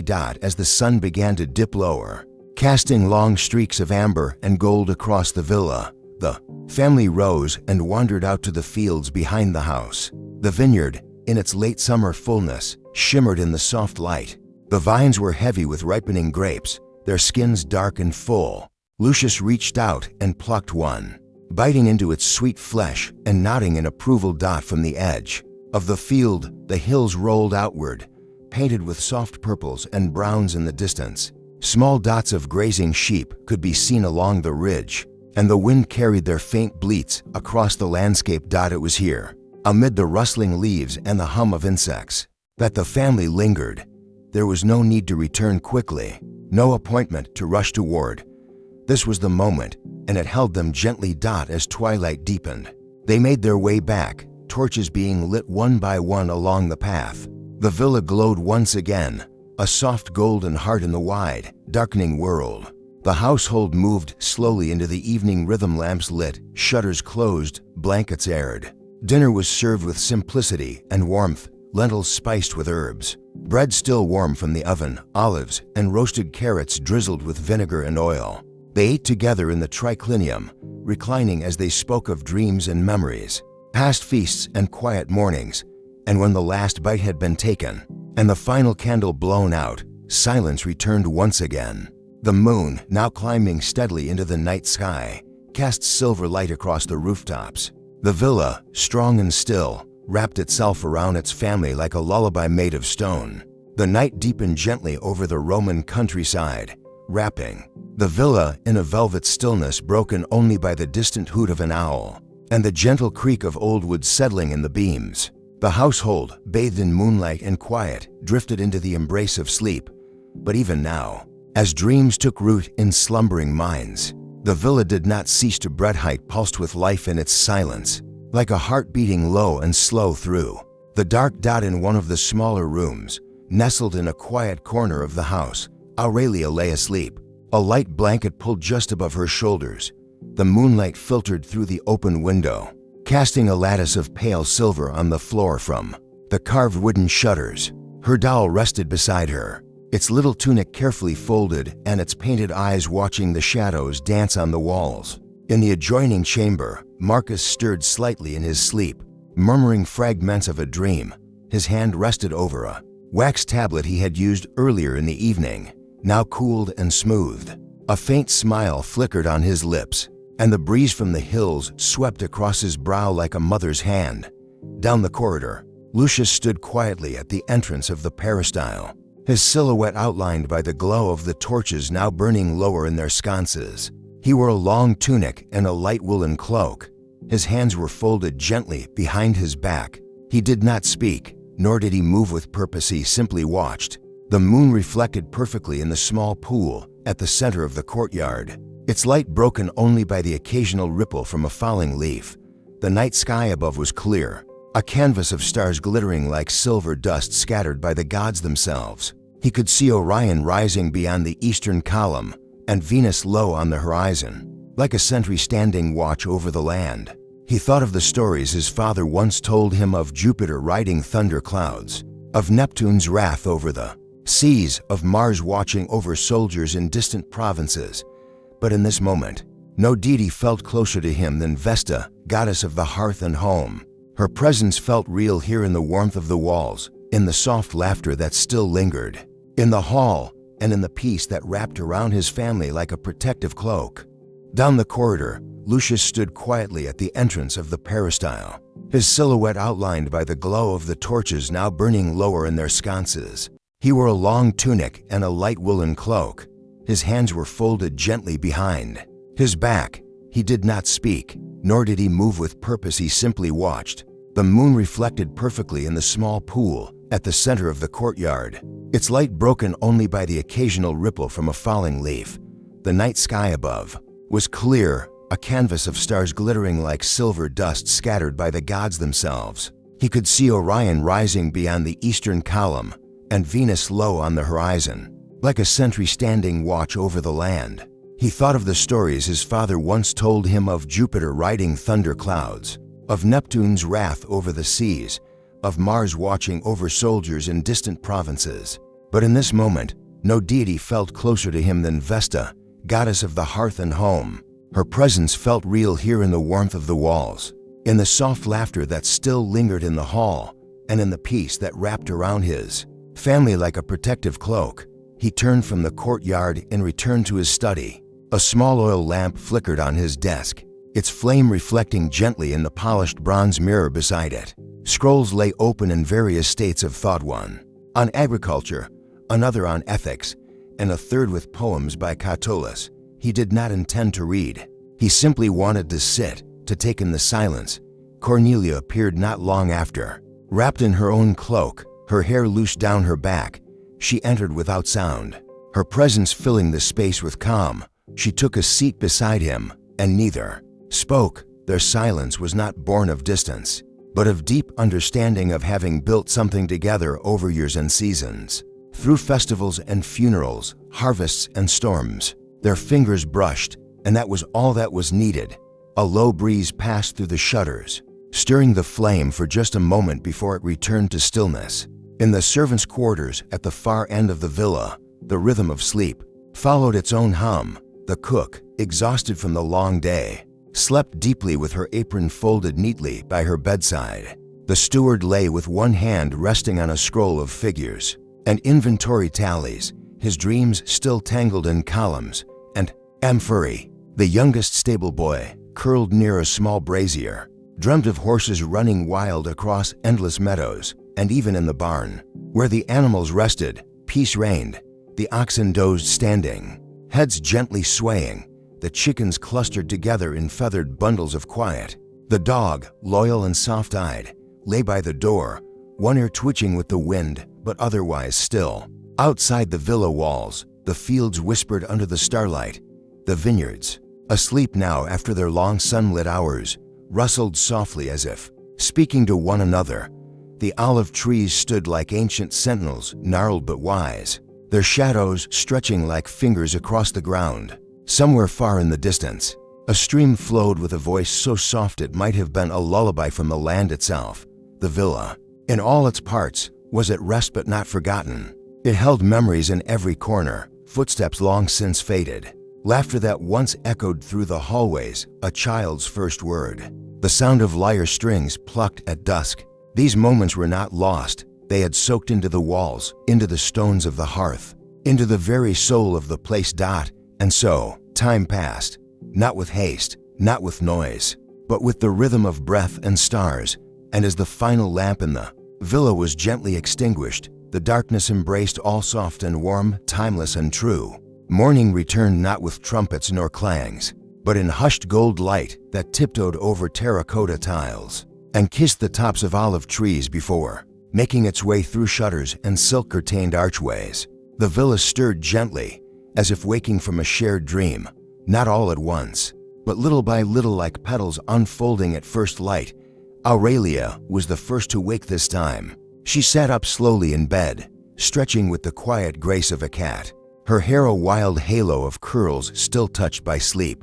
She swung her legs over the edge of the bed and patted across the smooth floor, the cool stone sending a soft shiver up her spine. Her doll, still dressed, sat propped against the wall, where she had placed it the night before. Watching over dreams, from her window, she could see the sun rising behind the hills, its rays catching on the roof tiles and illuminating the courtyard fountain below. A few birds flitted through the skylarks, perhaps, and she watched them with the kind of silence only children know, the kind that listens more than it speaks. In the atrium, the household gradually came to life. A servant stepped lightly across the mosaic floor, lighting fresh oil in the bronze lamps and sweeping away a few stray leaves that had fallen in. From the courtyard, she paused for a moment to dip her fingers in the impluvium, the small central pool that caught rainwater and let the coolness anchor her into the day. In the triclinium, Lucius stood by the window, dressed in a light tunic belted loosely at the waist. He held a cup of warm Posco watered-down wine infused with herbs, simple and refreshing, and gazed over the orchard. The fig trees were beginning to show signs of new fruit. Their dark green leaves trembled in the morning breeze, and he made a mental note to walk the orchard path later in the day. Checking the roots and soil. Behind him, Cornelia appeared, her hands wrapped around a clay cup of warm barley water. She greeted him with a quiet smile and stood beside him without speaking. Together, they watched as the villa breathed in its new day, every corner bathed in morning light. Their children joined them soon, barefoot and sleepy-eyed. Marcus spoke of a dream where he had flown over the sea on the back of a giant eagle, while Aurelia claimed to have found a secret room in the The villa, one that held the scent of cinnamon and whispered riddles when no one was watching. Lucius chuckled softly. Perhaps today we'll search for it. After breakfast, the day stretched before them like an open scroll. Each family member moved through it at their own rhythm. Marcus wandered out to the stables to visit his favorite mare, brushing her coat and feeding her dried figs from his pocket. The stablemaster, an older man with weathered hands and kind eyes, showed him how to clean the hooves gently. With care and respect, Aurelia returned to the herb garden, where she helped the cook pluck mint and rosemary for the midday meal. Her fingers worked slowly, but the cook didn't mind. It was not about speed, but attentiveness. And as they worked, the cook hummed an old lullaby in a language Aurelia didn't know, but somehow understood. Cornelia spent her time in the tablinum, reviewing accounts with the steward and checking on the stores of grain and olive oil. Her handwriting was neat and precise, and her questions came with gentle clarity. She knew the villa not just as home, but as a living system, each amphora, each servant, each vine a part of its quiet, complex harmony. Lucius, meanwhile, ventured to the edge of the property, where a group of workers tended to a stone wall near the vineyard. It had shifted during the last heavy rain, and while the damage was minor, Lucius preferred to be present, not to command, but to understand. He helped lift a stone into place. His robe gathered at the waist, sleeves rolled. The men respected him not for his wealth, but for his willingness to listen and labor alongside them when needed. By midday, the sun cast shorter shadows, and the villa found its still point again. The heat hung gently over the fields like a sleeping breath. Lunch was served in the shaded portico, with cold lentils, olives, grilled fish, and chilled wine flavored with herbs and honey. The family ate slowly, their conversation drifting from local news to plans for the upcoming festival of Saturnalia. Aurelia wanted to decorate the house with more laurel this year. Marcus asked if they might paint the lanterns. Lucius nodded and said he would inquire with the artisans. Cornelia suggested sewing new cushions in brighter colors, something festive to match the mood. After the meal, the villa grew still again. Some napped in shaded corners, others read or wrote letters. The dogs stretched in a beam of light and dozed. Even the bees seemed slower in the heat, their buzzing a soft background hum. And as the afternoon waned, the breeze picked up once more. Curtains fluttered, leaves danced. The sound of sandals on stone returned as people resumed their gentle movements through the home. Life in the villa was not marked by clocks or commands, but by the rhythm of the land and the light. It was a place where time did not press down, but unfolded each are a slow petal on a never-ending flower. The villa was not grand because of its size or marble, but because of the way it held space for its people to live, to rest, to dream. And as evening approached and golden light returned once more to the archways and terraces, it became clear the villa was not just stone and tile. It was breath. It was memory. It was home. As twilight tiptoed into the villa, the air cooled, carrying with it the scent of rosemary from the kitchen gardens and the distant sound of sheep being guided back toward their pens.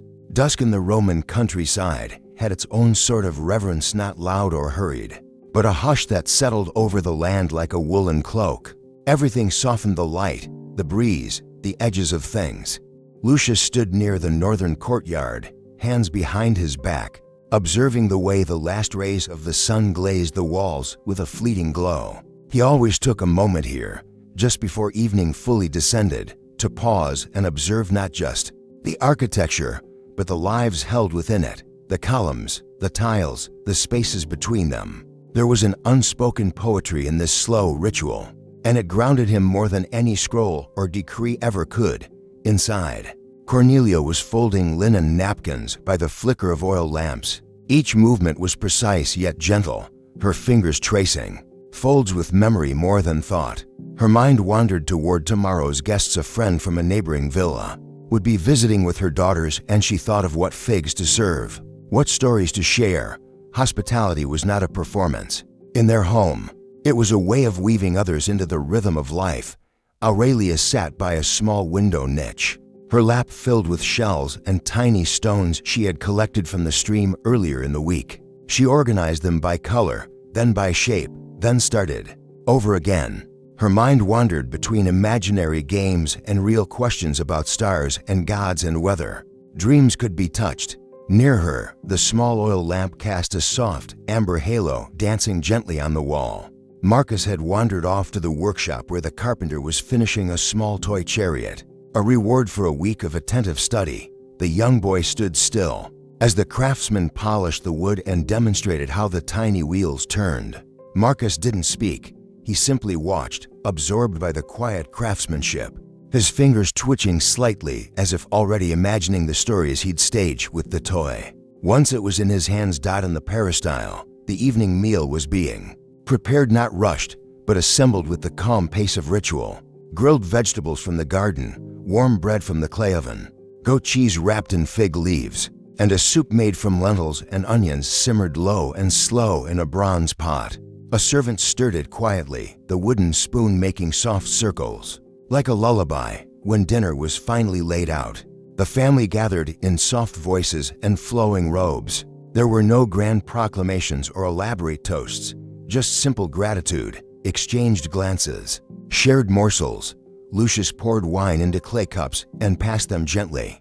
Cornelia served Aurelia another helping of lentils. Marcus offered half, his fig tart to his sister. The stars began to prick through the twilight sky, one by one, until the dome above them glittered with ancient light. No one rushed to extinguish the moment. No one checked a sundial or made mention of tomorrow.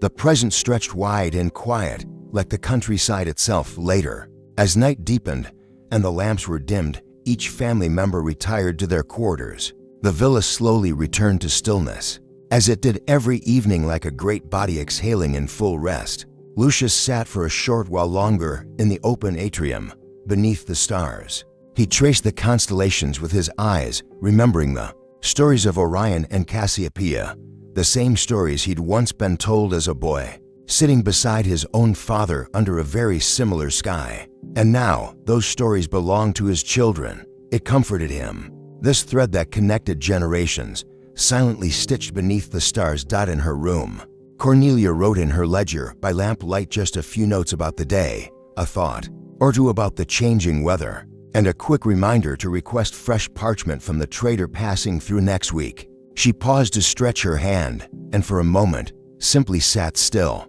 listening to the wind as it stirred the ivy along the outer wall. Marcus and Aurelia were already tucked into bed, their dreams gently blooming. Aurelia whispered to her doll, and Marcus clutched the new chariot to his chest, half asleep, murmuring a story only he would remember in the morning. Outside, the cicadas sang their night-long hymn. The villa stood wrapped in moonlight, still and secure, a place where no hour was urgent, and every moment belonged completely to itself. It was not a story of war, nor of kings, nor of triumph shouted across stone steps. It was the story of ordinary people living quietly, lovingly, and deeply in a place where time flowed like the stream beyond the olive grove, always moving, always calm. Morning arrived not with fanfare, but with the gradual blooming of soft light through the wooden shutters of the villa. The breeze carried the scent of dew-damp earth and the gentle rustle of laurel trees. Birds began to chirp their dawn melodies, as if greeting the sun with songs passed down for generations. Lucius awoke slowly, his senses rejoining the world at their own pace. The linen sheets were still warm from the night, and for a moment, he remained still, simply watching the patterns of light forming on the plastered ceiling above him. There was no rush. The day would unfold as all days did, here in rhythm with nature, not the ticking of any clock. In the kitchen, a servant quietly stoked the embers from the hearth, coaxing the coals into flame. She prepared a breakfast of spelt porridge sweetened with dates and laid out fresh goat's milk in small ceramic bowls. The warmth of the kitchen spread gently into the villa's corridors, inviting waking footsteps. Cornelia was already in the garden, plucking herbs with slender fingers, her basket slowly filling with sprigs of thyme, basil, and lavender. She inhaled the scents with closed eyes. There was a kind of meditation in this ritual, in the way she handled the plants, thanked them softly, and arranged them by touch. A bee buzzed past her ear, drunk on rosemary flowers, and she smiled. In the children's quarters, Aurelia stirred under her blanket of woven wool, She rolled toward the sunlight sneaking through the window, letting it warm her cheeks before stretching out her arms like a cat. Marcus, ever the earlier riser, was already at the edge of the courtyard, poking at a beetle crawling along the stone path. He whispered a question to it, as though expecting an answer. Soon the family gathered beneath the pergola, where vines climbed in lazy spirals over the wooden beams. The table was modest bowls of porridge, olives, cheese, and the ever-present bread, still warm and fragrant from the oven. They ate slowly, not from etiquette, but from an unspoken understanding that meals were not merely for sustenance, but for connection. Afterward, Lucius led Marcus to the small study where scrolls were stored. It was time for his lessons. A teacher would arrive shortly, a soft-spoken man who believed in patience and stories more than stern corrections. Today's lesson would include the myths of Annius and the founding of Rome. But Lucius knew Marcus would most remember the part about the Trojan horse and the fire-lit escape under stars. Aurelia followed her mother to the weaving room, where upright looms stood like sentinels of memory. Cornelia showed her how to pass the shuttle carefully, how each thread was like a sentence in a quiet conversation. The rhythm of the loom was calming, like the rocking of a cradle. The girl giggled when the yarn snagged, but she didn't give up, her small hands growing stronger and more precise with each attempt. In the villa's olive grove, further out where the land began to roll gently into the distance, the workers tended the trees with slow reverence. Lucius walked among them, not as a master inspecting labor, but as a steward checking on old friends. He touched the bark, observed the silvery leaves trembling in the wind, and exchanged words with the foreman about this year's yield. He paused at the edge of the grove where a small spring bubbled up from the rocks, a stone bench set nearby. Worn smooth by the years, Lucius sat and closed his eyes, letting the sound of the water settle into his chest. This spring had been here long before the villa, long before his father, even before the Republic, and it would likely remain, a silent witness to all that came and went. Back in the main atrium, Cornelia was arranging fresh flowers in a bronze vase. Their fragrance filled the space. Jasmine, violets, and a few wild poppies she had picked from the edge of the field. She placed the vase near the household shrine, where tiny clay figures stood watch over their home. She whispered a prayer not for riches or favor, but for continued peace and health. That was all she truly desired. The midday heat arrived gently, not oppressive, but insistent enough to guide the villa into rest. Shutters were drawn partway, rooms dimmed, and movement slowed. Marcus and Aurelia lay on a woven mat in the shade, reading from a scroll their father had given them, a story of a dolphin that saved a sailor. Their laughter rose in soft bursts, like ripples on a pond. Lucius and Cornelia sat together in the peristyle garden, each with a cup of diluted wine. They didn't speak often. Words were not always needed when presence said enough. The garden chirped with life, lizards darting over warm stone, bees humming between blossoms. Cornelia reached out and rested her hand on Lucius's knee, and he covered it gently with his own. Afternoon passed in small tasks. A new amphora arrived from the potter's workshop, its surface etched with scenes of harvest and celebration. Cornelia admired the craftsmanship, tracing the figures with her fingers before setting it beside the others. Meanwhile, Marcus helped the stablemaster comb one of the older horses, speaking to the beast in a stream of gentle nonsense, which the animal seemed to understand completely. Aurelia and her mother prepared the evening's sweets, honey cakes, made with almond flour and pressed into tiny animal shapes. They laughed when one bear lost its nose and decided it looked better that way. The kitchen filled with the scent of cinnamon and citrus. Peel, a promise of comfort after the sun dipped below the hills. Evening approached once again, and with it, the slow retreat from the busyness of the day. Lamps were lit with long, glowing reeds. Curtains swayed in the evening breeze. The villa hummed with a sort of contented fatigue, everyone moving softer, speaking quieter, as if the very architecture encouraged rest. Lucius wrote briefly in his journal, recording the tasks completed, the olive trees checked, the story Marcus had asked about gods living in clouds. He smiled as he wrote it down. Children always asked the most important questions. Cornelia returned once more to the garden, now cloaked in shadow and stars. She walked barefoot along the stones, letting the coolness rise into her bones. She looked up and sighed deeply, peacefully, her eyes full of starlight and gratitude. As the stars settled above the villa like scattered pearls, the household transitioned into the quiet rituals of night.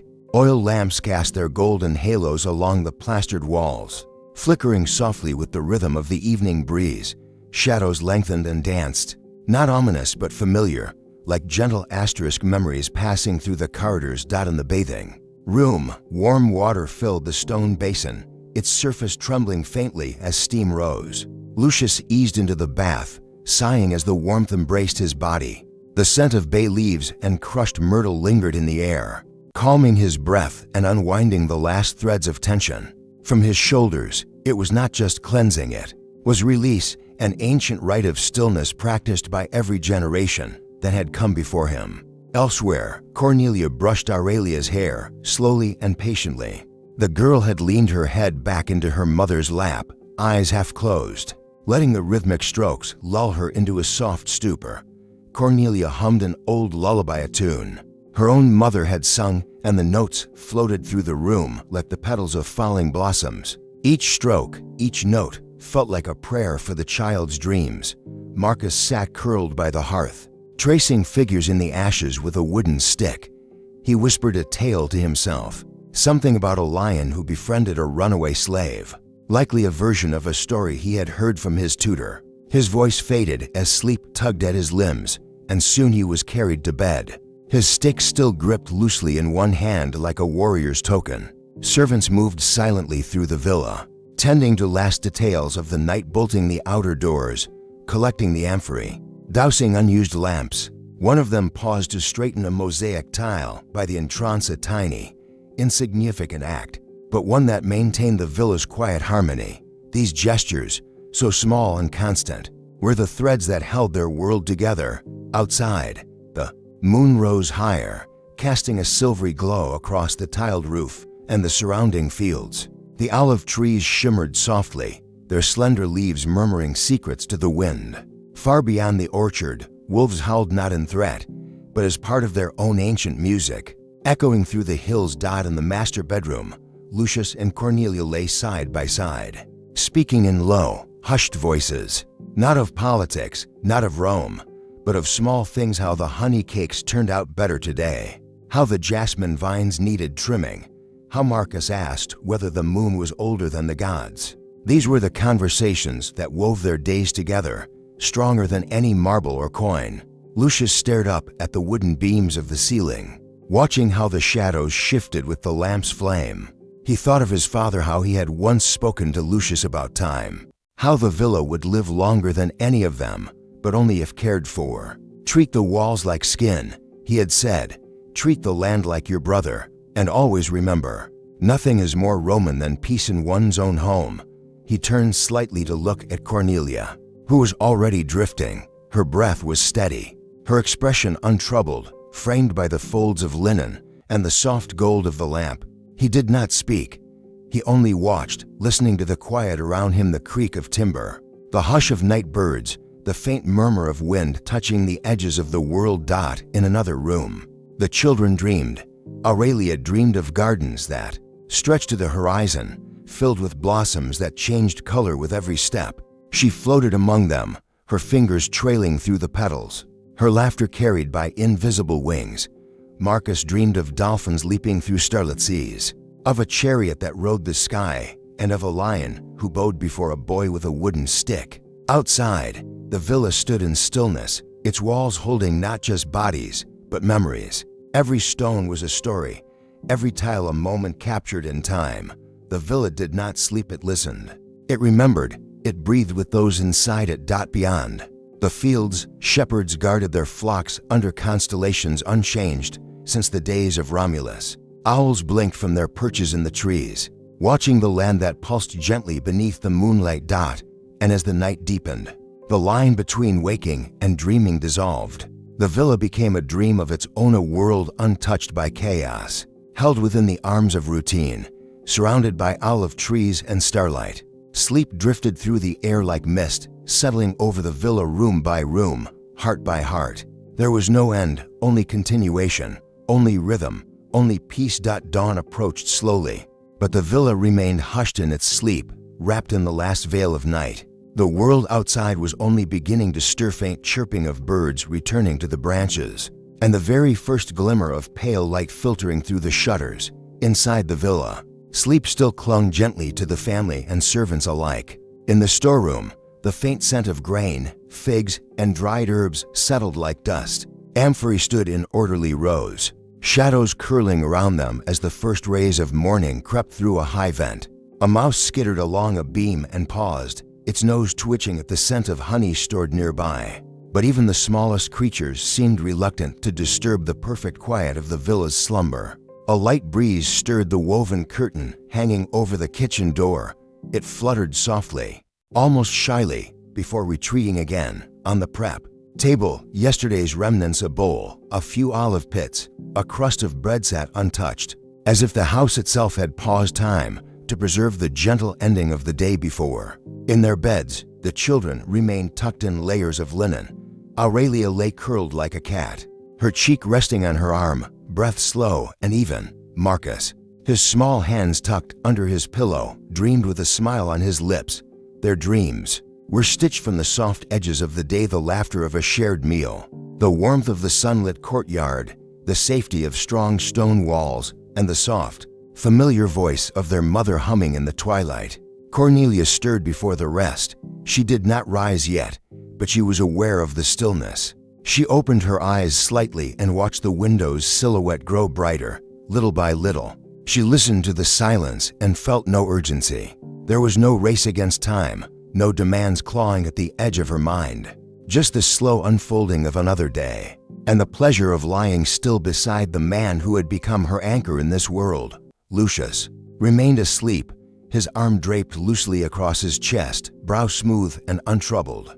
Cornelia turned slightly toward him, watching the rhythm of his breathing. She thought about how often she'd watched him like this over the years, how each morning was its own quiet ritual, a kind of unspoken blessing before the day began. She reached out and touched his shoulder, just lightly, and closed her eyes again. When at last the villa began to stir, it did so like a great animal yawning from a long and restful night. The kitchen maid lit the stove again, adding small branches carefully to coax the embers into flame. The soft pop and crackle of firewood joined the morning chorus outside, as birds now called to each other from fig trees and vineyard posts. The steward opened the shutters along the colonnade, one by one, letting sunlight spill into the halls like warm honey. Light danced across mosaic floors, revealing tiny chips of colored stone that had gone unnoticed in the dark, the glint of lapis, the shimmer of gold leaf embedded in the pattern of a dolphin,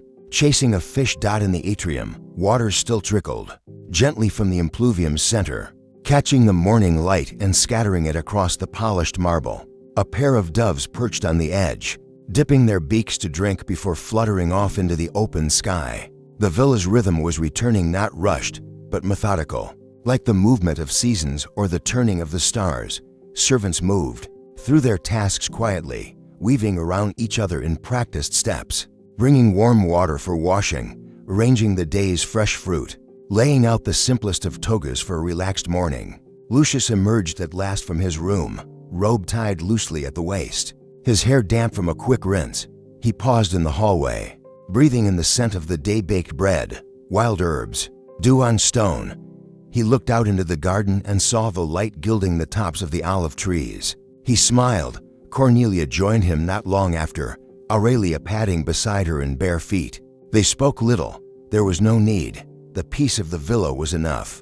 Marcus ran to catch up with them, his energy uncontainable even in the morning calm. And Lucius knelt to lift him high into the air just once, spinning him gently before setting him down again with a quiet laugh. They walked together into the courtyard, barefoot on cool tiles, feeling the world gently waking around them. And so, life in the villa flowed into another day, just as gentle, just as steady, just as full of the quiet beauty that made time slow and the mind rest. It wasn't about grand events or triumphs, it was about the stillness between them. The moments you could sleep to, the ones that stayed with you not because they were loud, but because they were soft enough to enter your dreams, Later that morning, as the sun climbed higher and shadows shortened, the villa settled into its familiar day rhythm. Not hurried, not chaotic, just calm cycles of movement. The world beyond the villa might pulse with the urgency of politics and markets, but within these stone walls, life unfolded like the slow bloom of a rose under the sun. Lucius had moved into the study room, his usual post after the first meal. A large wooden table sat beneath an arched window, sunlight stretching across its surface. Scrolls were laid out in careful rows, ink pots positioned with care. He reviewed land records, grain inventories, and letters from neighboring estates. Occasionally, he paused to listen to the doves outside or to sip watered wine brought quietly by a servant. Cornelia, after tending briefly to household tasks, returned to her weaving. The loom was a tall, sturdy piece crafted by her grandfather, passed down through the women in her family. Each thread she guided across the frame was another piece of the pattern, forming a tapestry of vines and birds she hoped to hang near the children's room once it was finished. Her fingers moved with soft precision, and her mind drifted with the rhythm, breathing in the silence between threads. Marcus and Aurelia spent the late morning in the orchard behind the villa. The trees offered shade and laughter, their trunks cool against young backs as they played a game of counting sparrows. Aurelia wore a crown of olive leaves, and Marcus carried a small stick, pretending to be a general leading a column of ants across the dust. Their laughter echoed softly, a reminder that joy in a Roman villa did not come from gold or triumph, but from air, sunlight, and the presence of those you loved near the villa's boundary. The steward and two workers mended the low wall of stone that had crumbled near the fig grove. They worked with quiet focus, speaking only when needed, pausing occasionally to drink from a clay jug of cool water. Every piece of the villa, every corner of the land, was maintained with devotion, not as property to be owned, but as a living place to be honored. Inside, an older servant gently dusted the Lurarium, the household shrine. Tiny figurines of the Lares, the family guardians, stood in their alcove with offerings of grain and fruit. She straightened each figure and murmured a blessing under her breath, then placed a new sprig of rosemary before stepping away in silent respect. She didn't need to be asked, it was simply understood. The home had a soul of its own. By midday, the family gathered for a small meal in the shaded atrium. The breeze slipped through the columns, brushing over bowls of lentils, soft cheese, and honey-glazed dates. They ate slowly, pausing often to talk or simply listen to the whisper of trees outside. Aurelia asked her father how Rome had gotten its name, and Lucius shared the story of Romulus and Remus, with a quiet storyteller's tone, his voice blending history with myth. After the meal, a short rest, the heat of the day had arrived, and even the birds seemed to pause in their flights. Within the villa, rooms were dimmed, shutters drawn slightly, and the sounds softened even further. Marcus dozed on a mat near the fountain, lulled by the trickling water. Cornelia reclined with a scroll of poetry, eyes fluttering shut between stanzas. Lucius stood briefly on the balcony, gazing toward the distant hills, then returned to his writing desk, his pen scratching gently across parchment. As the sun began its descent once more, golden light spilled across the fields. The olive grove glowed silver and green, and shadows reached long across the garden paths. The workers returned from their tasks with quiet footsteps, washing dust from their arms and faces, their voices low and warm. A feeling of fullness settled over the land, not from excess, but from contentment. Cornelia began preparing herbs for the evening meal, tying small bundles of thyme and sage, placing them in the pot simmering over the hearth. The scent drifted through the villa, announcing nightfall more surely than any sundial. In the distance, the shepherd's horn sounded softly, guiding the flocks home under the soft orange glow of the fading sky. Lucius helped Marcus stow away his scrolls and toys, and Aurelia, already sleepy-eyed, clung to her mother's side, humming the melody she'd heard just last night. The family's rhythm was precise, not forced, each day flowing into the next like a quiet river moving over polished stone. As twilight returned, so did the peace, deeper now, more settled. The children were bathed in warm water, wrapped in clean linen, and tucked into bed with kisses and whispered words. They would dream again tonight of villas, of dolphins, of gods who watched kindly from the sky. And the villa would keep those dreams, holding them gently within its walls. Night once again embraced the villa. Stars bloomed slowly into the darkening sky, quiet and ancient. Their light shimmered faintly across the polished tiles of the colonnade and settled over the olive trees like a veil of silver dust. The air was cooler now, and with the fading of the day came a stillness even deeper than silence, a hush that made every sound feel more sacred. Inside, Lucius sat near the open window of his study. The room glowed with the soft light of a single oil lamp, its flame swaying slightly with the passing breeze. He leaned over his journal, writing with calm strokes. The words were not for history or politics, but for himself, thoughts of the children's laughter, notes about the condition of the eastern field, a line from a poem that had come to him while walking near the spring. His handwriting flowed slowly, like the hours themselves. He paused, resting the stylus and gazing out at the moonlit courtyard. The fountain there sparkled, water catching the pale glow, a quiet pulse at the heart of the home. He smiled faintly, and with a final breath, closed the journal for the night. Cornelia was in the bathing room, brushing her hair before the mirror. The sound of the bristles through her hair was soft, rhythmic, soothing. Her eyes, half flitted with sleepiness, caught the reflection of the lamp behind her. She let her hands pause and stood still for a moment, still as a statue carved by time, before finishing the final strokes. In the children's room, Aurelia murmured in her sleep, turning under her blanket. A small doll lay beside her, its hands stitched in place as if reaching out. On the wall, the moon cast faint shapes like animals from her dreams, slow and drifting across the plaster. Marcus stirred too, whispering nonsense as he dreamed, clinging lightly to the wooden chariot Lucius had carved for him weeks ago. Elsewhere in the villa, servants dimmed the last of the lamps and checked the outer doors. The kitchen was tidy and dark, the garden paths now shadowed. The tools were stored. The walls, warmed by the day's sun, began to cool, exhaling into the night. The very stones seemed to rest. The villa itself was now in a state of perfect quiet, not empty, but filled with dreams, with peace, with the soft breath of sleep moving through each chamber. This home, ancient and enduring, had held generations within its arms. Each tile, each stone, carried memory. Lucius stepped outside for a final walk before bed. He moved slowly along the edge of the garden, his sandals making faint taps on the path. He stopped by the fig tree, reached out, and ran his fingers along the trunk. The tree had grown tall in his father's time. He remembered picking fruit from it with his sister, and now his own children climbed its lower branches. He looked upward. The stars were clear tonight, sharp points in the dark dome above.